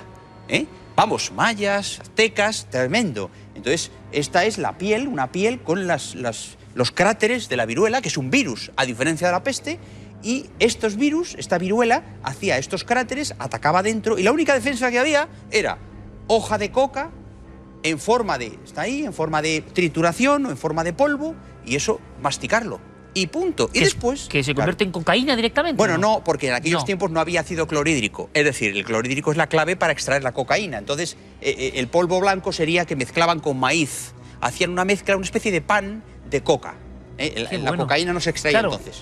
Hace unas semanas hablábamos de la famosa profecía del 2012, de toda la historia, pero por detrás y en la realidad, no en la conjetura, está la desaparición de pueblos enteros. Y se cree que muchos es por estas enfermedades. Claro, los y conquistadores. No quedaron ni rastro. Ni rastro. Porque el conquistador llevaba enfermedades a los cuales estaban prácticamente inmunizados en Europa, pero allí no. Y entonces era igual que los sioux, los apaches, etc. ¿Y por qué, doctor, incluso en Condado de Treviño, tenemos noticias de pueblos arrasados por viruela, que nos parece algo, bueno, como no tan peligroso, ¿no? Tenemos esa idea. Claro. ¿Por qué en el 19, principios del 19, en España hay pueblos que mueren de viruela? Mueren de viruela porque, aunque estamos en el 19, el virus es inidentificable. Ya la bacteria, ya se sabe, Louis Pasteur ya la ha identificado, pero el virus no. El virus no se sabía que existía, entonces la viruela contagia de piel a piel. Estas pústulas se rompen y ese liquidillo contagia al siguiente. Y de la piel a la sangre y de la sangre a la muerte. ¿Y pueblo entero? Entero. Y por eso queda había para el recuerdo. Tenían también el famoso cauterio. ¿Qué es? Pues que voy a coger para explicárselo a los... Esto es pura historia de la medicina, ¿eh? Pura historia. Pero claro, algunas cosas la gente más joven puede decir, esto es increíble. Bueno, así se hacía. Es que no había otro remedio. Es decir, la gente tenía pústulas, vesículas en la piel de viruela. ¿Y qué hacía entonces el médico de la época? ¿En Iberoamérica o en Europa? Pues calentaba un cauterio, que es metal, y con el cauterio se cauterizaba, es decir, se quemaba la pústula. Con lo cual, hacías una cicatriz y ya no contagiaba esa pústula. Por lo tanto, algo de razón había en quemar esas pústulas.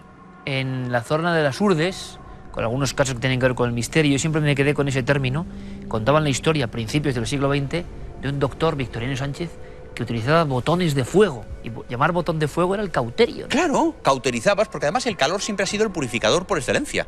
Es decir, el calor mata. Y es cierto, si tú cauterizas una vesícula de viruela, matan los virus que están ahí. Claro, haces un destrozo. Precisamente, y ahora seguimos con más terribles enfermedades, en muchas ocasiones los pueblos se convertían en poquísimos supervivientes, enterrando, como en el caso de Treviño o el famoso Ochate, al resto de la población, que muchas veces o se enterraba a gran profundidad o se incineraba directamente. Sí, ¿no? Ahí había dos posibilidades, el fuego, que todo el mundo sabía que purificaba, y el enterramiento. Ya había cal en aquella época, enterramiento con cal o con fuego, dependiendo de la autoridad de la época. Pero vamos, había pueblos en los cuales quedaban 10 personas para enterrar a 200. O sea, eso tuvo que ser, no quiero ni imaginar. Claro, y eso es lo que se ve en este reportaje que hemos visto de Nacho Ares, poblaciones enteras muy pequeñas, donde incluso vecinos de otra población iban a ayudar. Y claro, ¿cómo podía ser en la mente colectiva convertirse en enterrador de un pueblo entero, ¿no? Entero. Y cuyas tumbas van apareciendo poco a poco, como ha pasado en Ochate. Más imágenes, doctor, más piel. Pues la siguiente pestilencia, porque pestilencia, al final todos son pestes, pero en realidad son distintas enfermedades, es el cólera. El cólera morbo, el cólera asiático, endémico en las zonas de Asia, donde todavía existe, y en algunas zonas de África, el cólera que se contagia por el agua. Por eso hemos puesto un agua sucia ahí, porque esa es la clave del cólera. El cólera ha matado millones de personas a lo largo de la historia de la humanidad. Y en España muchas más de las que pensamos. En España muchas más, porque en España había muchas lagunas, y entonces el cólera, el vibrión colérico, se transmitía por determinados insectos y por el agua, y entonces, bueno, aquí está la famosa vacuna del cólera que descubrió Ferran. Es el primer médico del mundo que descubre la vacuna contra el cólera, es Ferran, en la época de Cajal. Cajal conoció a Ferran en aquella época. Entonces, claro, son cosas que la gente no sabe. Y gracias a eso nos defendemos hoy del cólera. Efectivamente, y ahí tenemos una piel justamente muy arrugada, que es, en el cólera se pierde agua por diarrea. y al perder el agua te mueres deshidratado. Y no había otra opción que hidratar a la persona. ¿Cómo? Con jeringuillas. Ya había jeringuillas, ya había jeringas y había que darle de beber a esas personas con jeringuilla. Es que hay que imaginarse las escenas en esos pueblos, ojo, hemos elegido esa zona del condado de Treviño a la sombra del mítico Chate, pero es que hay mucho más, en España hubo mucho más. Ahora, imagino que conforme más pequeña la aldea, más terror, más superstición, más miedo, ¿no? Y tenemos en esta especie de póker de apocalipsis en España por enfermedad, una última muestra, doctor. Pues la última muestra es la gripe española. La gripe española terrible, que se llamó española falsamente, porque, bueno, en Estados Unidos, en Norteamérica, causó, al final fueron millones de personas. Pues vaya gracia, ¿no?, tener ese nombre Claro, también, ¿no? Se le puso ese nombre, pues lo típico, porque algún barco español había llegado coincidiendo con el brote, es otro virus, el virus de la gripe, que todos conocemos perfectamente, pero sin los medios de ahora, siglo XIX, principios del XX, 1917, 18. Pero se habla de varios millones de muertos. Millones de muertos en todo el mundo. Pero claro, en Norteamérica fue tremendo, por razones que no están muy claras, y esa piel que tenemos ahí es una piel azulada porque esa gripe, llamada malamente española, acababa con una insuficiencia respiratoria. O sea, el sujeto tenía una neumonía, dejaba de poder respirar y se quedaba cianótico. Y al estar azul, el sujeto, claro, lo que veían los médicos era un sujeto azulado, cianótico. Y ahí ya, pues contra esa gripe, como no había nada más que palos de ciego, pues tenemos ahí un muestrario de todo tipo de sustancias. En aquella época, pues ya estaba la cocaína funcionando como jarabe, la heroína como jarabe, el láudano. Lo hemos contado alguna vez en este programa. Exactamente. Una farmacopea que hoy ni creeríamos, ¿no? Claro, pero que ayudaba, aliviaba. Y esa gripe, pues era un virus y no había manera de hacer nada.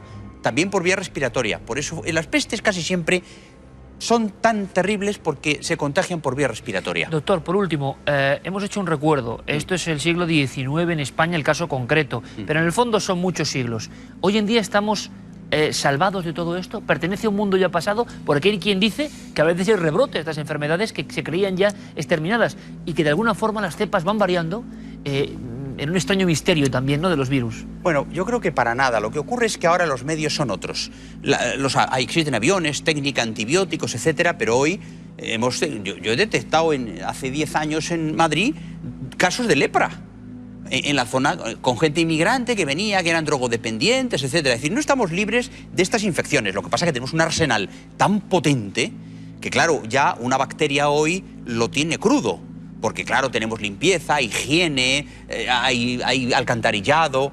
Es muy difícil, pero con los virus la cosa no es lo mismo, porque el SIDA, por ejemplo, que es una gran pandemia hoy, ha matado a mucha gente.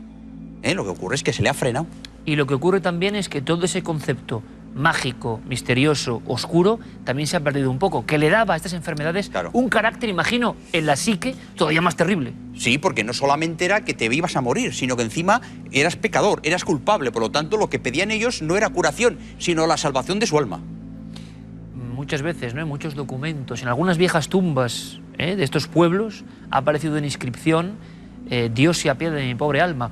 Es todo un concepto, toda una historia que hemos recorrido en apenas unos minutos con la guía excepcional del doctor Cabrera, que es una de las personas que sin duda más sabe en este país, de este mundo, de muchos otros, pero de este en especial, que también es misterioso, aunque sea pura historia de nuestra medicina. Doctor, como siempre, es un placer. A ti, que visitar contigo cosas y aprender, como esta noche. Perfecto. Vamos con otros contenidos. Gracias, doctor. Vamos con otros contenidos. Continúa el surtido de historias que no se cuentan aquí en Cuarto Milenio.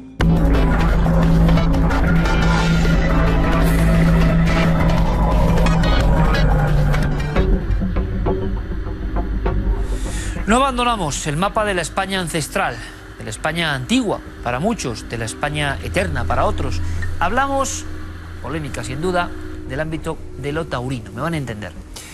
Es un mundo un poco críptico y un mundo tabú realmente, y aquí en este programa se ha hablado de él hace ya muchos años, porque es un universo propio de tradiciones, supersticiones, ritos que no suelen pasar la frontera de lo comúnmente conocido y que se retroalimentan en esa especie de círculo interno. Claro, también las apariciones, también los presagios de muerte. Lo que no es tan habitual, son unos pocos casos, es que toreros en trance de muerte, por ejemplo, por una acogida en plena plaza, describan todo eso que conocemos como experiencias cercanas a la muerte.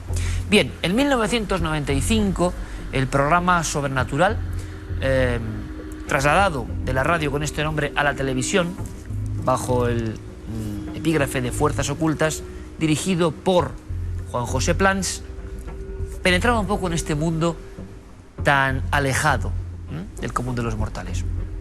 Y lo hacía con el testimonio de un hombre que fue torero en los años 50, Juan Posada, y que sufrió un percance gravísimo.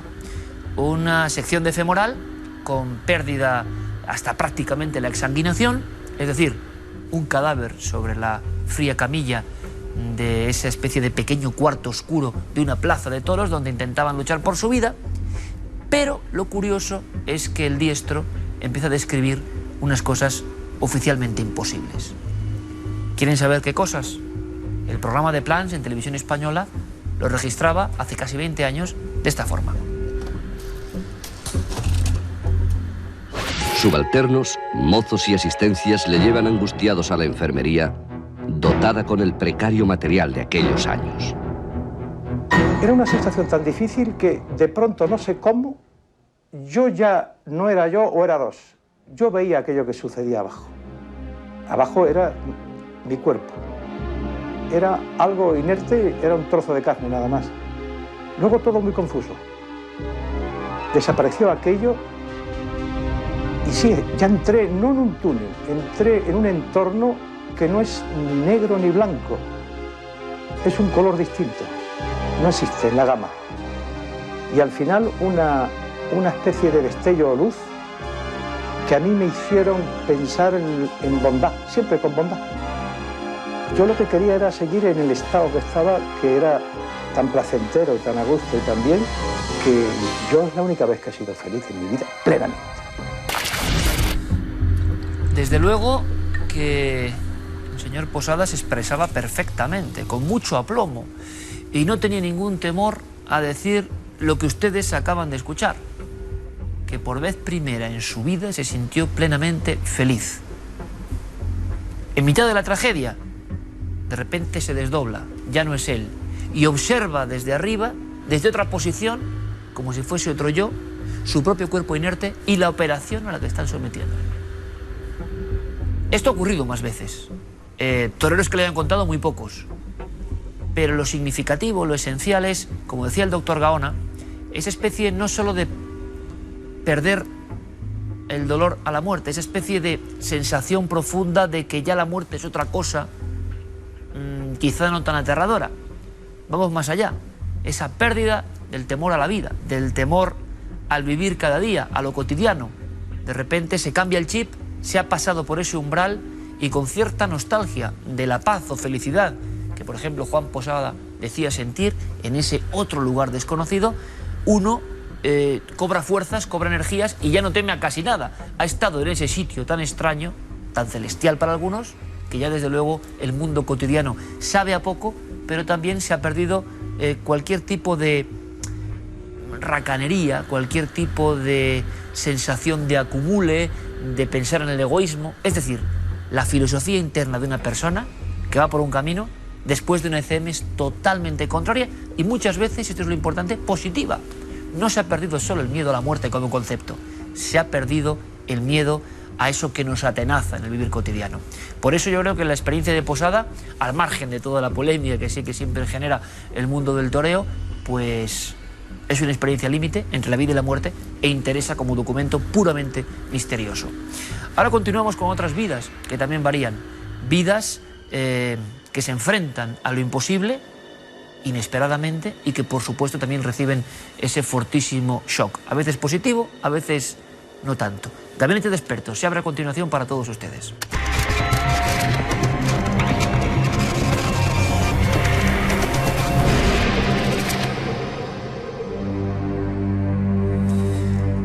Un caso de verdad que es difícil de olvidar, el que nos remitía Carmen Regueiro desde La Coruña, porque verán, yo se lo voy a contar directamente, como siempre hago casi con sus palabras, porque tiene que ver, desgraciadamente, con la muerte de unos hermanos y una aparición que curiosamente no tiene nada de siniestro, ¿no? Sino que es todo lo contrario. Dice lo siguiente nuestra amiga: pasó hace unos años. Su hijo paseaba donde están nuestros familiares enterrados. Mi padre y mis hermanos. Uno de 3 años que murió de leucemia y una niña que nació muerta. O sea, los hermanos que yo no conocí. Dice que su hijo se paró en el cementerio, que está en un lugar apartado de casas, en mitad del monte, y estaba fijándose este chico en ver si las flores de su familia estaban bien, para ver si las tenía que cambiar, hacer algo. Y de repente aparece en mitad de la nada un niño en lo que le pareció una bicicleta como antigua, de otro tiempo, vestido de blanco. La madre de Carmen recuerda que vistió así al niño en el velatorio. Ese niño en bicicleta pasa como si fuese una imagen de otro tiempo delante de él, incluso hace como un saludo, ¿no? Y después desaparece. Se pone tan nervioso este muchacho, el hijo de Carmen, que recorre todo el camposanto, mira a un lado y a otro, busca. Nadie ha salido de la tapia del cementerio, no se ha abierto la humilde puerta, que muchas veces en estos lugares hay que pedir la llave. No hay niño, no hay bicicleta, no hay chiquillo vestido de blanco, ¿no? Lo significativo quizá es que el hijo de Carmen dice que no recuerda bien la cara, pero que sin duda sonreía. Bueno, vaya historia, ¿no? Vaya historia. Le hemos preguntado a nuestro amigo Enrique de Vicente si conoce algún caso similar, qué puede ser esto y si hay algún consejo para acá. A Mari Carmen de A Coruña le podemos comentar que lo que vivió su hijo tiene todas las trazas de ser una aparición espectral o fantasmal. Y desde luego parece corresponderse con la presencia de lo que tanto la psicología de Jung como antiguas tradiciones como la egipcia o la griega llamaban la sombra. La sombra es la parte reprimida, rechazada, inconsciente de todos nosotros que llevamos arrastrando a lo largo de nuestra vida y que cuando morimos frecuentemente no es integrada con el espíritu, sino que puede quedarse vagando por este plano. Pero como en este caso tanto se trata de la sombra de un niño de 3 años que es pura e inocente, que no está atormentada por sus miedos, por sus temores ni por sus maldades, como la sombra de los adultos, se manifiesta de forma muy simple. ¿Y qué hace? Realiza sus fantasías. La fantasía de tu hermano, Mari Carmen, con toda probabilidad habría sido la de tener una bici cuando él hubiese crecido. Y eso es lo que realiza su sombra.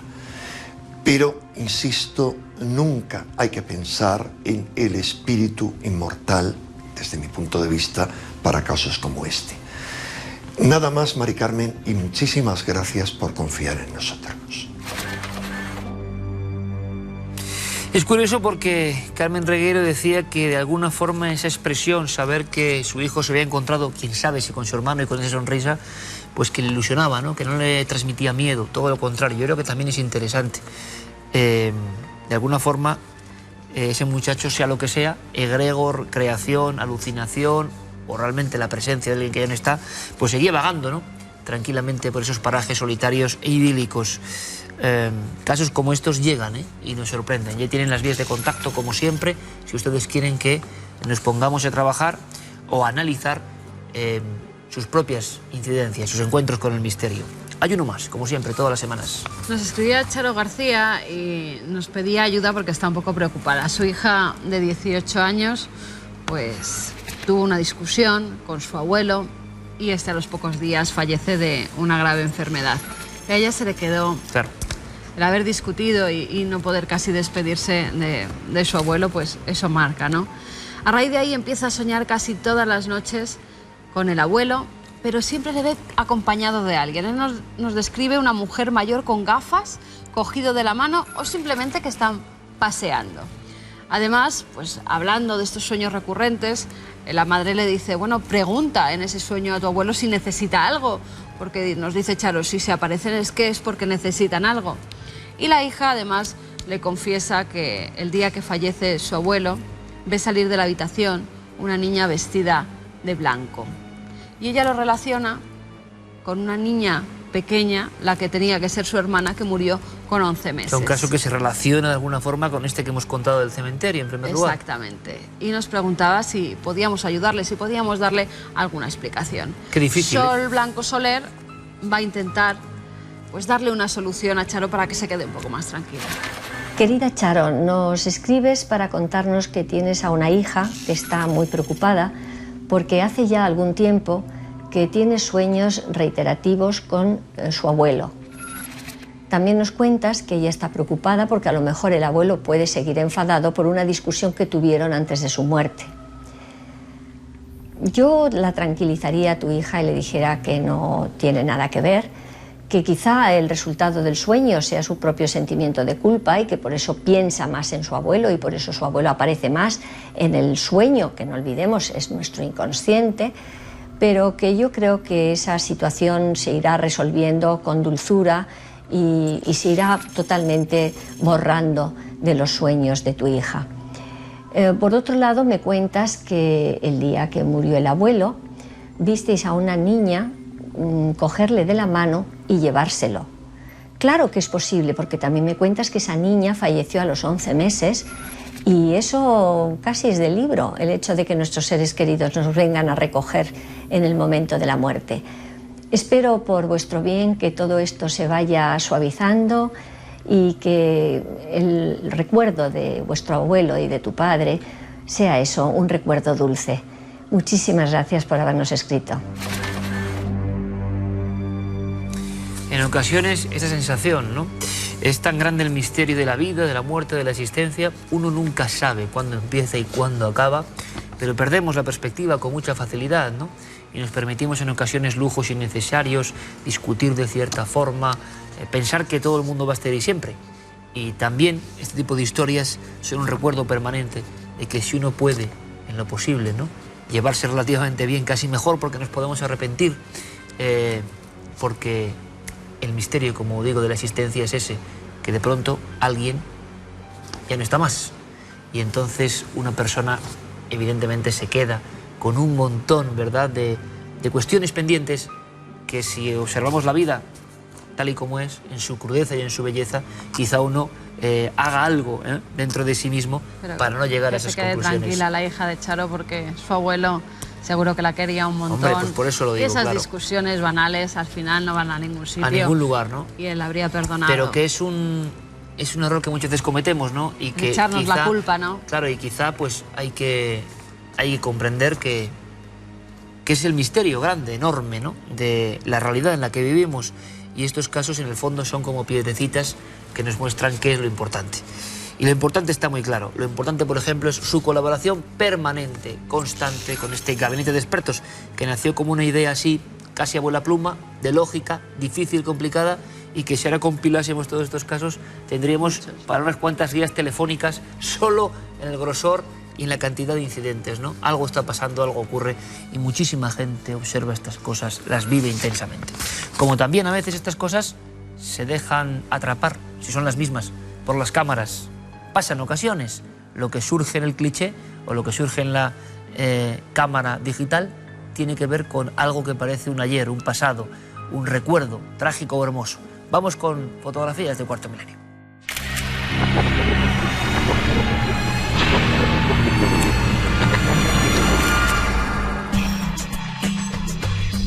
La primera fotografía nos llega desde Frías, en Burgos, y nos la envía Silvia Molano. En un principio, cuando a mí me llega la fotografía al ordenador, digo, madre mía, una casa donde se hacen rituales. Pero no, algo tiene que ver, pero no es así. Ahí vemos una tabla ouija en medio de la mesa, una luz tenue, un crucifijo. Bueno, son un grupo de teatro.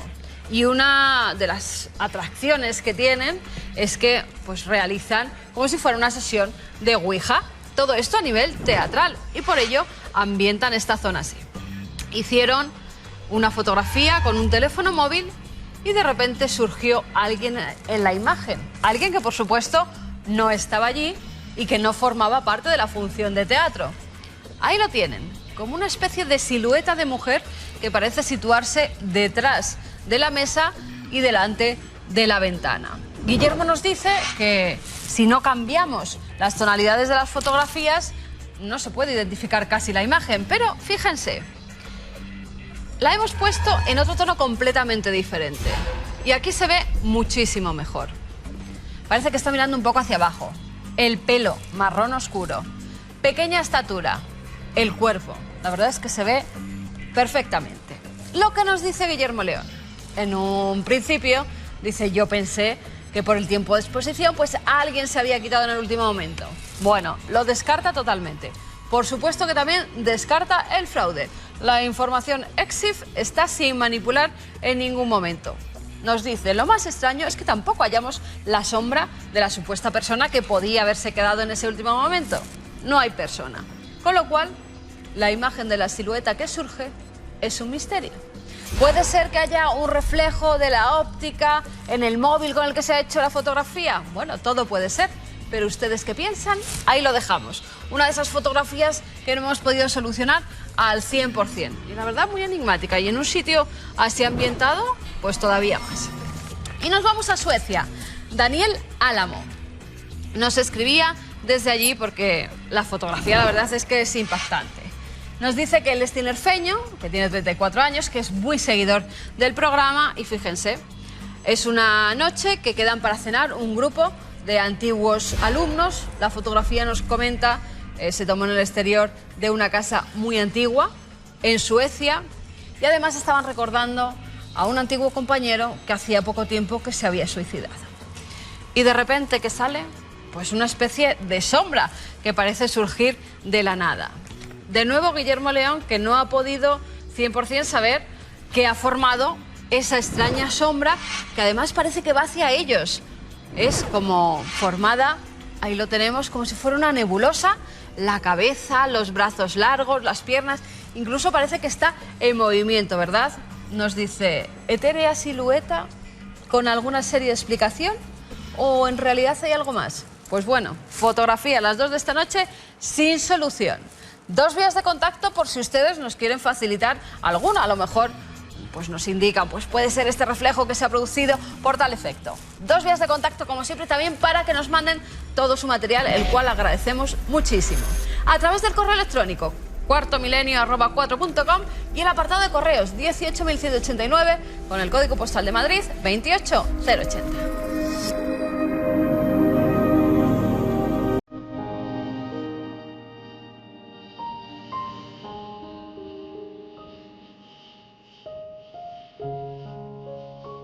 Y después de este programa intenso en contenidos, en misterios, en búsquedas, ¿por qué no nos tomamos la reflexión casi con un poco de humor, que tampoco está mal, ¿no? Verán, hace unos días recibía un mensaje de alguien un poco enfurecido, yo me lo tomo todo muy bien, pero que me decía que se notaba que yo no era un periodista como muy con aplomo, muy serio, no pretendo ser muy serio, porque leía muy mal la pantalla aquí al final. Eso me decían, ¿no?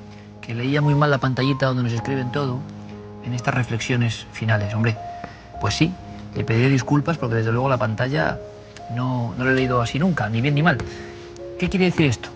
Que hay unos conceptos sobre cómo debe ser el periodismo más o menos serio que a mí me siguen sorprendiendo muchísimo, que puede que yo esté equivocado, pero aquí tenemos una forma de hacer que no es la habitual. Y les voy a contar un par de notas que a mí me hace mucha gracia, sinceramente, pero que en el fondo, la moraleja es lo que aquí su amigo Iker siempre en el fondo está incidiendo en ello y quizá con demasiada insistencia. ¿Cómo está un poco el patio, no? ¿Cómo uno lo percibe? Verán, uno de los compañeros, no diré quién, de nuestro equipo, venía un poco desolado con su nuevo libro porque había ido a algunos programas de esos que, hombre, no serio, sino con el marchamo de que eso es el periodismo del bueno, de calidad, primer nivel. Y le decía a mi compañero, ¿por qué estás tan apenado, hombre? ¿Qué ha pasado? ¿No te han hecho bien la entrevista? ¿No les interesaba lo que tú contabas? Y es muy interesante. Aparte de que me contó mi buen amigo que fue un desastre, ya no solo el desorden que había, la gente hablando dentro del programa, nadie le importaba nada, no voy a decir qué programa, y uno es como cuando conoce a los ídolos por dentro, y dice, esto no es como yo pensaba. Es como si aquí de repente en este ambiente estuviese todo el mundo hablando. Sería una sensación como de que no hay mucho interés por lo que se cuenta. A pesar de eso, en la entrevista tampoco las preguntas tienen mucho sentido porque todas las preguntas estaban por escrito de alguien que las había escrito anteriormente y que no era la persona que entrevistaba. Y cuidado, yo lo entiendo, ¿eh? Hay compañeros míos, colegas, que si tienen que hacer un programa diario de X horas, pues claro, es que tendrán que tener su ayuda, ¿no? Pero cuando esa ayuda se convierte en absoluta separación de lo que uno está hablando, pues pasa lo que pasa. Que al final el entrevistado dice una cosa y mientras el entrevistado está hablando uno está mirando al otro lado. Esas cosas ocurren. Y yo, para contentar a mi amigo, para calmarle o para decirle que así está el patio y que lo que es anormal es que el periodista que entrevista se interese de verdad por lo que cuenta el entrevistado, le conté alguna cosa que yo he vivido personalmente. Sobre todo hace años, cuando presentaba mis libros, en los cuales, bueno, pues uno tiene que hacer un recorrido promocional, ¿no? Y enseguida uno veía periodistas que de verdad lo vivían, periodistas que se interesaban, por lo menos mínimamente, en lo que uno contaba, y desde luego el resultado ahí estaba, ¿no? En sus crónicas o programas. Había otros, curiosamente a veces coincidía con los de más fama, más criterio, más marchamo de periodismo auténtico, que les daba igual eso y daba la impresión que cualquier otra cosa. Se habían acostumbrado a una estructura, como la pantallita de leer, y no la dejaban en ningún momento. Por lo tanto, la realidad, lo vivo de esa historia que contaba el entrevistado, pues se perdía. A mí me ha pasado, a mí me ha llegado a pasar, fíjense, y no voy a decir quién ni cómo, algún compañero de estar entrevistándome y de pronto salir del estudio. Esto lo he vivido yo. Estar contando algo, dejarme con la pregunta, hacerme tú sigue y yo quedarme solo en el estudio y salir fuera y ponerse a hablar con otros, a tomar un café. Eso es el caso más extremo, ¿no? Por supuesto, estar hablando con alguien y mirar hacia otro lado, pensar, eso ocurre habitualmente. Y no deja de ser una anécdota que no tiene ninguna importancia, pero también indica que cuando el periodista no le interesa lo que hace, eso evidentemente va a llegar también a los oyentes, a los espectadores. Y que nosotros podemos tener fama de un periodismo un poco extraño, si ustedes quieren, pero no les engañamos porque todo lo que contamos nos interesa. Y cuando estamos hablando con alguien, nos interesa. Y nos apasiona, más o menos puede ser, pero seguro que la atención es real, auténtica. Por eso a veces el impacto tremendo es cuando uno sale de estos circuitos y se da cuenta de que hay muchas personas que han convertido el arte de contar o de comunicar en una especie de cajón perfectamente estancado, no se salen de él, no hay nada de pasión, no hay nada de entusiasmo, que significa, decían los antiguos, enteos, cerca de la divinidad. No sé si para tanto, pero desde luego qué importante es ponerle un poquito de alma a lo que se cuenta. Y eso no es lo habitual, no es lo frecuente. Y vamos aprendiéndolo, ¿verdad? Poco a poco. Así está el patio. Es una anécdota real, auténtica. ¿Ustedes qué opinan?